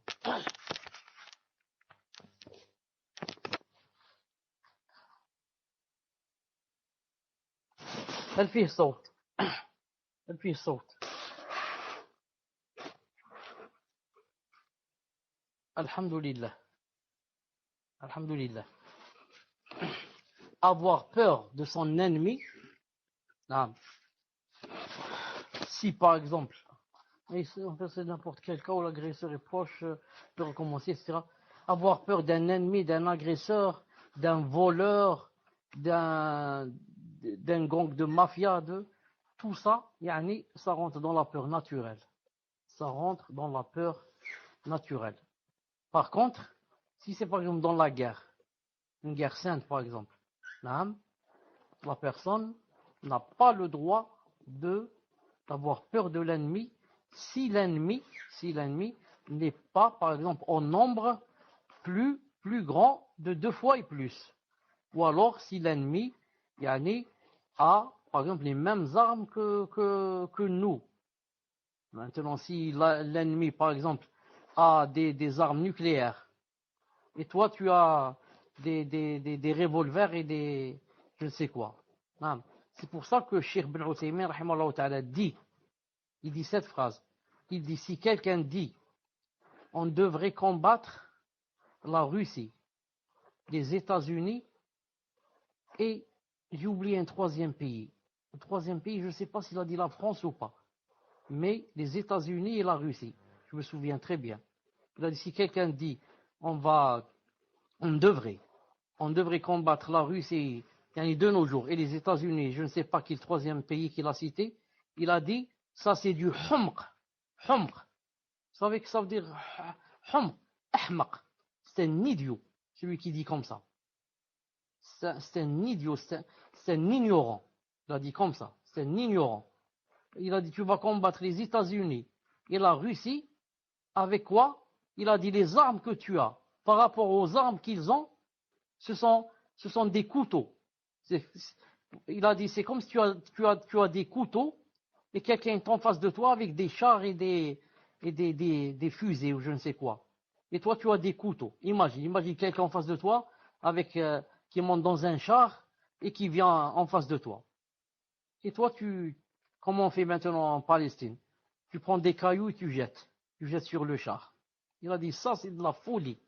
Mais, dit Cheikh Ben Uthaymin, rahimahullah ta'ala, mais notre vrai devoir, il a dit, c'est pas de combattre les États-Unis et la Russie maintenant, mais c'est de se préparer. Il a cité le verset, وَأَعِدُّ لَهُمْ مَا اسْتَطَعْتُم مِّن قُوَّةٍ وَمِنْ رِبَاطِ الْخَيْلِ تُرْهِبُونَ بِهِ عَدُوَّ اللَّهِ وَعَدُوَّكُمْ. Comme ça, il a dit, voilà la vraie réponse, bi'idhnillah subhanahu wa ta'ala. Donc je dis, à part cela, avoir peur d'un voleur ou d'un ennemi ou d'une mafia ou d'un quelqu'un qui agresse dans la rue ou là, tout cela, ça rentre dans la peur naturelle. Et il faut quoi? Il faut prendre garde au maximum bi'idhnillahi ta'ala. Tfaddal. Question suivante, question d'une sœur qui dit, cher, je vous avais expliqué ma situation concernant ma santé et elle s'aggrave, alhamdulillah ala kulli hal. Vous allez me reconnaître, Inch'Allah. Je vous avais demandé, concernant le testament, si une femme pouvait en faire un. Étant donné que je dois le faire, Inch'Allah, et ceci assez rapidement, je voulais savoir s'il doit y avoir des témoins qui le signent, et aussi est-ce que les témoins peuvent être des femmes. Aussi, pouvez-vous me conseiller sur la manière de le faire? Aussi, cher, est-ce que le fait de dire à une personne proche qui nous a fait beaucoup de mal, je ne veux pas que tu sois présente si je venais à décéder, est mal? Hafizakumullah, qu'Allah nous accorde à tous al-Firdaus al-A'la. Fadal Cheikh. Il n'y a rien dans la sunna qui dise que si quelqu'un doit écrire un testament, il doit faire témoigner des témoins. Non. Il n'y a pas cela dans la sunna. Quelqu'un écrit le testament et il le laisse chez quelqu'un ou le laisse dans un endroit ou le donne à quelqu'un de confiance. Il le dit quand je décède, lisez-le et appliquez ce que vous pouvez, bi'idhnillahi ta'ala, c'est tout. Mais il n'y a pas, on doit faire, comment on dit ici, les témoins qui le signent. Non, il n'y a pas de témoin qui le signe, bi'idhnillah subhanahu wa ta'ala. Non. Ensuite, est-ce que le fait de dire à une personne proche qui nous a fait beaucoup de mal, je ne veux pas que tu sois présente si je venais à décéder, est mal? Si la personne veut le dire, qu'elle le dise. En fait, ce n'est pas bien de le dire, mais il n'y a rien, c'est pas un péché. C'est pas un péché de dire à quelqu'un, une phrase pareille, tellement cette personne nous a fait du mal. Non. Mais après avoir décédé, on ne peut commander, bien sûr, personne. On ne peut commander personne pour que la personne assiste ou bien s'absente. Et qu'Allah subhanahu wa ta'ala rallonge dans ta vie dans l'obéissance d'Allah subhanahu wa ta'ala et te donne une solution imminente et te donne la guérison d'où tu ne t'attends pas, toi et tous ceux qui sont présents avec nous, ils sont malades, nos frères, nos sœurs, nos fils, nos filles, nos pères, nos mères, nos sœurs, nos frères. تفضل إن شاء الله تعالى pour une autre question. Amin barakallahu fikum, cher. Question suivante. Question d'une sœur. Hafizakumullah, en ce qui concerne l'espérance. Al-Rajal, l'espérance. Il nous arrive d'espérer en une créature. Quelle est la limite de cette espérance pour ne pas tomber dans le shirk? Quelle est la spécificité de cette espérance concernant Allah? Wa jazakumullahu khayran. Tfadal, cher. Quand on espère un bien d'une personne,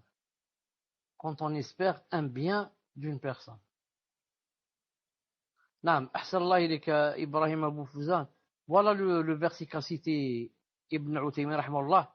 Il a dit en fait, le devoir de nos jours, ce n'est pas d'attaquer la Russie et les États-Unis, mais plutôt d'appliquer ce verset et préparer pour lutter contre eux tout ce que vous pouvez comme force et comme cavalerie équipée, afin d'effrayer l'ennemi d'Allah et le vôtre. Remarquez avec moi, Allah subhanahu wa ta'ala, qu'est-ce qu'il a dit? Il faut préparer ce qu'on peut comme force. Autrefois, il y avait la cavalerie équipée. Donc, c'est pas seulement cavalerie, hein, mais équipée. Et tout cela, pourquoi? Afin d'effrayer l'ennemi d'Allah Ta'ala. L'ennemi d'Allah Ta'ala de nos jours. Est-ce que tu l'effraies? Est-ce que nous, les musulmans, on l'effraie avec ce qu'on a? On ne l'effraie pas. Quelqu'un, il y a peut-être 20 ou 25 jours, un jeune miskin comme ça qui suit les takfiri, qui n'a rien encore compris, un jeune de 20 ans. D'ailleurs, hier j'étais avec lui, hier le matin, j'étais avec lui, il m'a dit, je suis malade, je lui ai dit, quelle maladie? Il m'a dit, je lui dis toujours que Bouteflika est kafir et que les présidents arabes sont des kuffars. Je lui dis, je peux pas, j'ai pas pu enlever ça. Je lui dis, Wallah al-Adim, tu n'enlèveras jamais ça de ton cœur, jusqu'à ce que tu t'éloignes de tous tes amis qui ont les mêmes idées et que tu demandes la science et que tu commences à aller à droite, à gauche, demander la science et apprendre le hadith, la science du hadith, la aqidah, le fiqh et comme ça. Il m'a dit, c'est vrai, moi je fais pas ça. Il m'a dit, moi déjà, je ne priais même pas. Direct, j'ai ouvert les yeux, je me suis trouvé avec les takfiri et je commençais à vouloir faire la guerre sainte et comme ça. Al-Muhim. Donc cette personne, ce jeune de 20 ans, 22 ans, il y a quelques jours, il y a un mois où là on parlait, je lui ai dit, parce qu'on est en train de parler du verset, afin d'effrayer l'ennemi d'Allah subhanahu wa ta'ala et le vôtre. Je lui ai dit, l'ennemi d'Allah subhanahu wa ta'ala, il faut se préparer contre lui. Il a vite répondu. Il m'a dit, on a l'iman, ça suffit. La foi, ça suffit. Je lui ai dit, tu te trompes beaucoup. Je lui ai dit, Allah Ta'ala, regarde ce qu'il a dit dans le verset. Je lui ai cité ce verset. Allah Ta'ala a dit, afin d'effrayer l'ennemi d'Allah. Les Américains et les Russes savent qu'on a de la foi. On est plus d'1 milliard de musulmans, ça veut dire 1 milliard de foi. Et ils n'ont pas peur de nous. Et le verset a dit, afin d'effrayer l'ennemi d'Allah. Je lui ai dit, tu sais pourquoi ils n'ont pas peur de nous? Parce que ils ont les armes qu'on n'a pas. Pourquoi maintenant ils font tout leur possible pour que aucun pays musulman ne puisse avoir, par exemple, la bombe atomique? Parce que si tu as la bombe atomique, c'est grave pour eux. Ça veut dire que tu es à pied égal avec eux. Et tu peux les attaquer, tu peux les anéantir. Donc ils voudraient que tu restes toujours, par exemple, avec le revolver. Le revolver et les grenades, et les fusils de chasse, et beaucoup de couteaux. Des couteaux. Et eux, avec le laser et je ne sais quoi, et électronique, et de là-bas des États-Unis, ils t'envoient une fusée, et toi tu es en France, elle tombe directement dans ta maison. Elle laisse tous les appartements, elle vient spécialement dans ton appartement, spécialement dans ta chambre, là où tu dors. et lui, il te l'envoie des États-Unis. Il est programmé, je ne sais comment. Et toi, va aiguiser un couteau. Va aiguiser un couteau, il sort dans la rue. Où sont les Américains? Je vais les tuer. Allahu Akbar, Allahu Akbar, Allah. Et comme ça, il crie tout seul dans la rue. Il reste à crier dans la rue. Al-Muhim. Taïb, qu'est-ce qu'on disait? Est-ce que quelqu'un peut me rappeler la question? C'était quoi la question? Ah, cher, vous aviez terminé de répondre à la question. Et avant de passer à la question suivante, comme le frère Ibrahima avait mis le verset, il était revenu sur la question précédente. Donc je vous lis la question suivante, Inch'Allah. Là, barakallahu fik, Ibrahima. Question d'une sœur qui dit Ahsanallah ilaykum ya cher. Qu'Allah vous récompense ainsi que les admins. Je n'ai pas compris lorsqu'on a parlé de l'invocation de demande. Pourriez-vous la réexpliquer brièvement? Jazakumullah khayran. Tfadal cher. Astaghfirullah. Je ne sais pas pourquoi. Je ne sais pas pourquoi, mais quelque chose me dit que c'est pas la question que tu as posée. C'était une autre. Naam. Ensuite, Ibrahim Abou Fawzan a cité le verset de... C'est ça là. Taïeb. Donc c'est moi qui me suis trompé. C'est moi qui me suis trompé. Pouvez-vous... Je n'ai pas compris l'invocation. Tfadal. Non, afwan cher. En fait, c'était juste pour dire que vous aviez terminé en fait la question précédente. Et la question se terminait par aussi cher, est-ce que le fait de dire à une personne proche qui nous a fait beaucoup de mal, je ne veux pas que tu sois présent si je venais à décéder, est mal. Vous aviez terminé de répondre à cette question et le frère Ibrahim avait mis le verset et vous étiez revenu donc sur la question précédente avant même que je voulais la question suivante. Et je vous avais pas encore lu la question. Fadal cher. Les savants disent, naam, le dua se divise en deux. Dua mas'ala et dua ibada. La dua se divise en deux. Dua mas'ala de demande et dua de ibada, d'adoration. La dua de demande, c'est lorsqu'on demande à Allah Ta'ala des choses. Donnez-moi ceci, donnez-moi une maison, donnez-moi une épouse, donnez-moi la guérison. Et la demande, comme elle peut être adressée à Allah Subhanahu wa Ta'ala, elle peut être adressée aussi à une personne si cette personne peut donner bi'idhnillah Subhanahu wa Ta'ala. Donc, c'est dua de quoi? De demande, en demande. Et il y a la dua de ibada. Dua ibada. Les savants donnent l'exemple de la prière. La prière, naam, voilà, dua ibada. C'est une invocation d'adoration, car la prière c'est une adoration elle-même, ça. Et en même temps c'est une invocation. Tu as prié, pourquoi tu pries? C'est pour que Allah subhanahu wa ta'ala soit ravi de toi. Donc tu as demandé le ravissement en faisant cette adoration. Et tu as demandé aussi qu'il t'éloigne l'enfer de toi. C'est pour ça que tu as prié. Et tu as demandé aussi, même si tu ne le dis pas avec ta bouche, mais cette invocation, yani, contient cette chose. Tu lui demandes aussi, tu es en train de lui demander yani, que yani, il accepte par exemple ton repentir, et qu'il t'efface les péchés que tu as fait autrefois. Cette invocation, la deuxième, qui est celle de l'adoration, comme la prière, ne peut se faire qu'Allah subhanahu wa ta'ala. Donc, il y a des invocations de demande et des invocations d'adoration. Invocation de demande, c'est permis pour Allah et pour les créatures.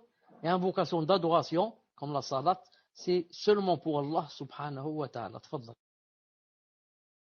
Question suivante, question d'une sœur. Une femme est seule avec ses enfants. Dans la hijra, elle éprouve des difficultés. Doit-elle se remarier même si elle est possédée par un djinn qui a pu causer ces divorces et malgré la fitna que cela va causer auprès de sa famille à cause de ces divorces, que lui conseillez-vous? Barakallahu fikum. Tfadal Cheikh. Je lui conseille de faire des ruqya et en même temps de chercher le mariage à condition de dire aux futurs prétendants que voilà ce que j'ai, voilà ce que j'ai. Naam. Si elle est plaisante et qu'elle plaît à son mari, il accepte. Il dit, معليش, même si elle est mariée, عفوا, même si elle a des djinns, etc., je l'accepte et je vais la seconder dans yani, le fait qu'elle fasse les ruqya, ou bien c'est moi qui vais lui faire les ruqya, ou bien je vais l'emmener chez quelqu'un, ou bien c'est comme ça. Mais à condition que quoi? Elle doit ne pas cacher. Si elle se cache, qu'elle se marie, elle a fait un péché et un grand péché. Mais si elle dit voilà ce que j'ai, naam, et si tu acceptes comme ça, yani, il faut assumer. Il dit j'assume et j'accepte, il n'y a aucun mal, bi'idhnillah subhanahu wa ta'ala. Et entre-temps, le temps qu'elle trouve un mari, elle fait des ruqya. Et dans la hijra ou bien pas dans la hijra, il n'y a pas comme le mariage. Naam. Pour une femme, il n'y a pas comme être avec un homme halal, et pour un homme, il n'y a pas comme être avec une femme halal. C'est très difficile pour l'homme de vivre seul et la femme de vivre seule. Pourquoi? C'est la moitié l'un de l'autre, l'un est moitié de l'autre. Ils se complètent. Ce n'est pas seulement pour les choses intimes, dans toutes choses. La femme ne peut pas seule, l'homme ne peut pas seul. Il y a des choses que l'homme ne peut pas faire. C'est la spécialité de la femme. Comment préparer le manger, comment laver, comment ceci. Non, même si lui, il va essayer de balayer la maison, il ne peut pas le faire comme une femme. Et le contraire. Il y a des choses que seul un homme peut faire, pas une femme. Il va courir à droite toute la journée pour ramener des choses et pour ceci, pour cela. Allah Ta'ala lui a pas dit tout cela. Il lui a dit reste dans la maison, c'est ton mari qui court dehors. Non, c'est lui qui court dehors. Mais maintenant que les gens ont inversé les choses, la femme fait ce que l'homme doit faire et l'homme fait ce que la femme doit faire, tout est sens dessus-dessous, donc tout s'est mélangé. Alhamdoulilah, chez les musulmans, ça ne se mélange pas. L'islam est clair et a montré à chacun ses prérogatives. Naam, chacun sait et voilà ce qu'il doit faire. Mais chez les kuffars et chez ceux qui n'ont pas de dîn, qui n'ont rien, qui vivent comme les animaux, la femme c'est un homme et l'homme c'est la femme. Qu'Allah Ta'ala nous protège. Tfaddal. Ça, cher, vous avez dit comme les animaux, et même les animaux, ils ont des règles. Des règles, et ils savent ce que fait le mâle et ce que fait la femelle. Même eux, ils sont plus clairs que les kuffars. Question suivante, question d'un frère. Naam, Allah Ta'ala cité dans un verset où il a dit que ils sont plus égarés que les animaux. Une seconde, je cite le verset, une seconde. Belhum adal, comme il a dit, lahum qulubun la yafqahuna biha, wa lahum a'yunun la yubsiruna biha, wa lahum adhanun la yasma'una biha, ulayka al-an'am, belhum adal. Une seconde. Quel an'am? Je vais écrire seulement quel an'am. Une seconde. Quel an'am, belhum adal. Une seconde, vous allez voir.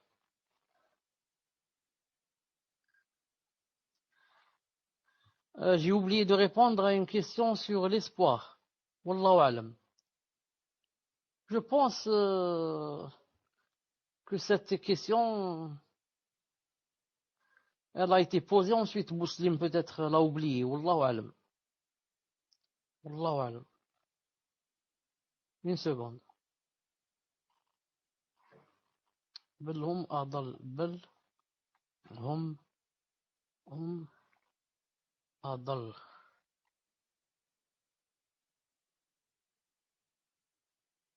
هم أضل.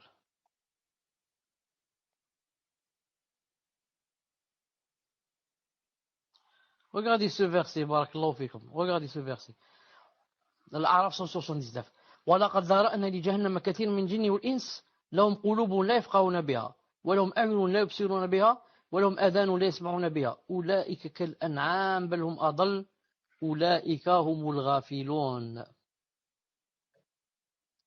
Nous avons destiné beaucoup de djinns et d'hommes pour l'enfer. Pourquoi? Ils ont des cœurs mais ils ne comprennent pas. Ils ont des yeux mais ils ne voient pas. Ils ont des oreilles mais n'entendent pas. Ceux-là sont comme les bestiaux, même plus égarés. Qui? Il parle de qui? Tels sont les insouciants. Les insouciants qui n'ont aucune relation avec le din. Ni prière, ni zakat, ni siyam, ni croix, rien, les insouciants. Donc, nous avons destiné beaucoup de djinns et dons pour l'enfer. Donc l'enfer ne contient pas seulement les êtres humains, aussi les djinns. Pourquoi, ya Rabbi, qu'est-ce qu'ils ont fait? Ils ont des cœurs mais ils ne comprennent pas. Je leur ai donné des cœurs, mais ils les ont pas employés pour comprendre la vérité et comprendre que je les ai créés pour qu'ils m'adorent. Ils ont des cœurs seulement pour les sentiments et pour je ne sais quoi, le haram et pour je ne sais quoi. Voilà en quoi ils emploient leur cœur. Ils ont des yeux, mais ils ne voient pas. Subhanallah al-Azim. Il y a des aveugles qui voient avec leur cœur, qui savent que Allah Ta'ala existe, qu'on doit l'adorer. Ils seront au paradis parmi les premiers. Et il y a des voyants qui ont des yeux, mais ne voient pas. Qu'est-ce qu'ils ne voient pas? Ils ne voient pas les arbres, ils ne voient pas les voitures. Ils ne voient pas la vérité. Naam, tu lui dis voilà la vérité, ils ne la voient pas. Subhanallah al-Azim. Ils ont des oreilles, mais ils n'entendent pas. N'entendent pas le haqq. N'ont jamais entendu quelqu'un lire le Coran. N'ont jamais dit à quelqu'un, lis-moi le Coran, j'entends. Ils n'entendent pas la vérité, ils n'entendent pas ce que Allah Ta'ala fait descendre. Donc, ce sont des oreilles qui n'ont servi à rien. Donc, ceux-là sont comme les bestiaux. Ensuite, Allah Ta'ala dit, même ils sont plus égarés encore. Plus égarés. Pourquoi? Car les bestiaux sont excusés. S'ils n'adoraient pas Allah Ta'ala, alors qu'en est-il qu'ils l'adorent? Et ils disent, subhanallah, ils ont leur salat et beaucoup de choses que nous on ne connaît pas. Donc on est plus égaré. Tels sont les insouciants. Naam. Tfaddal. Naam, cher, donc on est arrivé à la fin des questions et la question à laquelle vous n'auriez pas répondu sur l'espérance, wallahu a'lam, c'est celle que je vous relis. Hafizakumullah, en ce qui concerne l'espérance, il nous arrive d'espérer en une créature. Quelle est la limite de cette espérance pour ne pas tomber dans le shirk? Quelle est la spécificité de cette espérance concernant Allah? Wallahu a'lam, c'était cette question. Fadal Cheikh. Ahsan. J'avais répondu à cette question. Ibrahim a mis lui. Alhamdulillah, ça a été utile le verset qu'il a mis parce que, Inch'Allah Ta'ala, que ça a donné des fawaïd. Al-Muhim. Espérer en une personne, ou plutôt je commence par l'espérance en Allah subhanahu wa ta'ala. L'espérance en Allah subhanahu wa ta'ala, il faut espérer en Allah subhanahu wa ta'ala. Et il faut espérer yani, la rencontre d'Allah subhanahu wa ta'ala.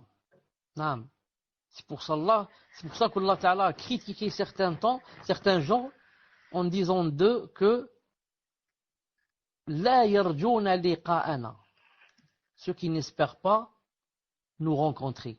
Une seconde, je vais écrire ce verset, une seconde, Coran, Naya, arabe,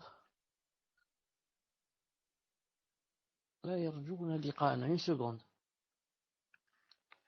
Vous allez voir quelque chose avec moi, une seconde.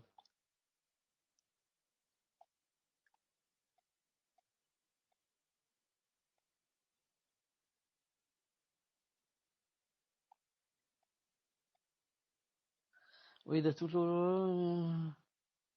Voilà, celui-là, ce verset. إن الذين لا يرجون لقاءنا ورضوا بالحياة الدنيا واطمأنوا بها والذين هم عن آياتنا غافلون. نعم, regardez ce qu'il a dit ici. Et ceux qui n'espèrent pas notre rencontre, qui sont satisfaits de la vie présente et s'y sentent en sécurité, et ceux qui sont inattentifs à nos signes ou versets, ceux-là bien sûr, il a dit deux. Bon, ça c'est Younes numéro 7. On va voir ici Younes numéro 8. Ce qu'il a dit d'eux, c'est quoi? Qu'est-ce qui va leur arriver? Le refuge sera le feu pour ce qu'ils acquéraient. Donc, c'est qui? Ceux qui n'espèrent pas notre rencontre. En même temps, il est satisfait de la vie présente. Il te dit, moi, cette vie me suffit, alhamdulillah.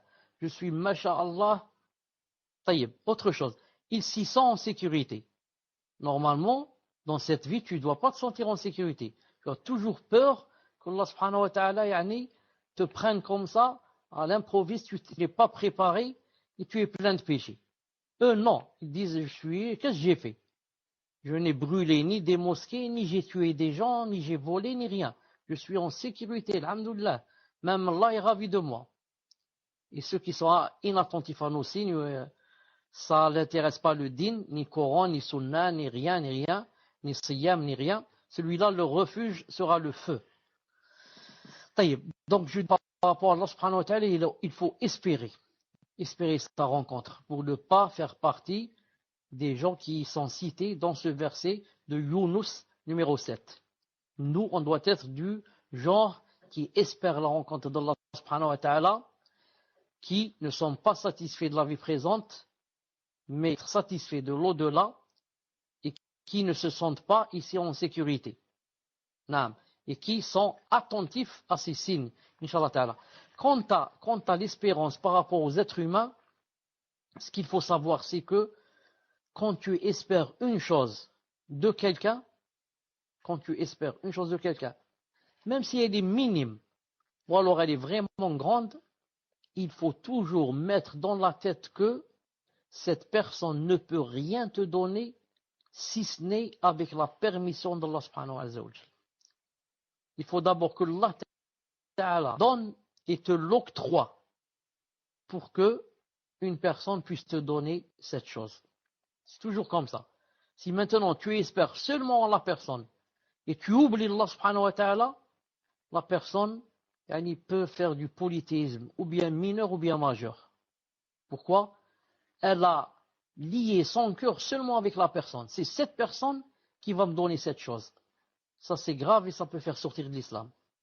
Mais si j'espère qu'une personne va me ramener une chose ou me donner une chose, entre parenthèses, avec la permission d'Allah, et si Allah le veut. Car si Allah ne le veut pas, cette personne fera des pieds et des mains, ne pourra jamais me donner ce que je veux, ou me ramener ce que je lui ai demandé. Jamais, jamais, jamais de la vie. Donc, puisque maintenant, Fawzi est rentré avec nous, donc la mère de Fawzi est là, donc on arrête, Inch'Allah, la fin, Inch'Allah ta'ala. Donc, si on réponse, voilà, on va se rencontrer, Inch'Allah ta'ala. On va se rencontrer, Inch'Allah ta'ala, lundi, bi'idhnillahi ta'ala, pour terminer le cours sur les personnes qui seront, que Allah ta'ala nous préserve, qui seront maudites et qui sont maudits dans ce monde. Naam. Subhanakallah wa bihamdik, ashhadu an la ilaha. Eh, subhanallah, sa mère, peut-être que mon fils est resté comme ça toute la nuit, n'est pas rentré, donc on qui c'est mieux. Subhanakallah wa bihamdik, ashhadu an la ilaha illa ant, astaghfiruka wa atubu ilaik. Assalamu alaikum wa rahmatullahi wa barakatuh.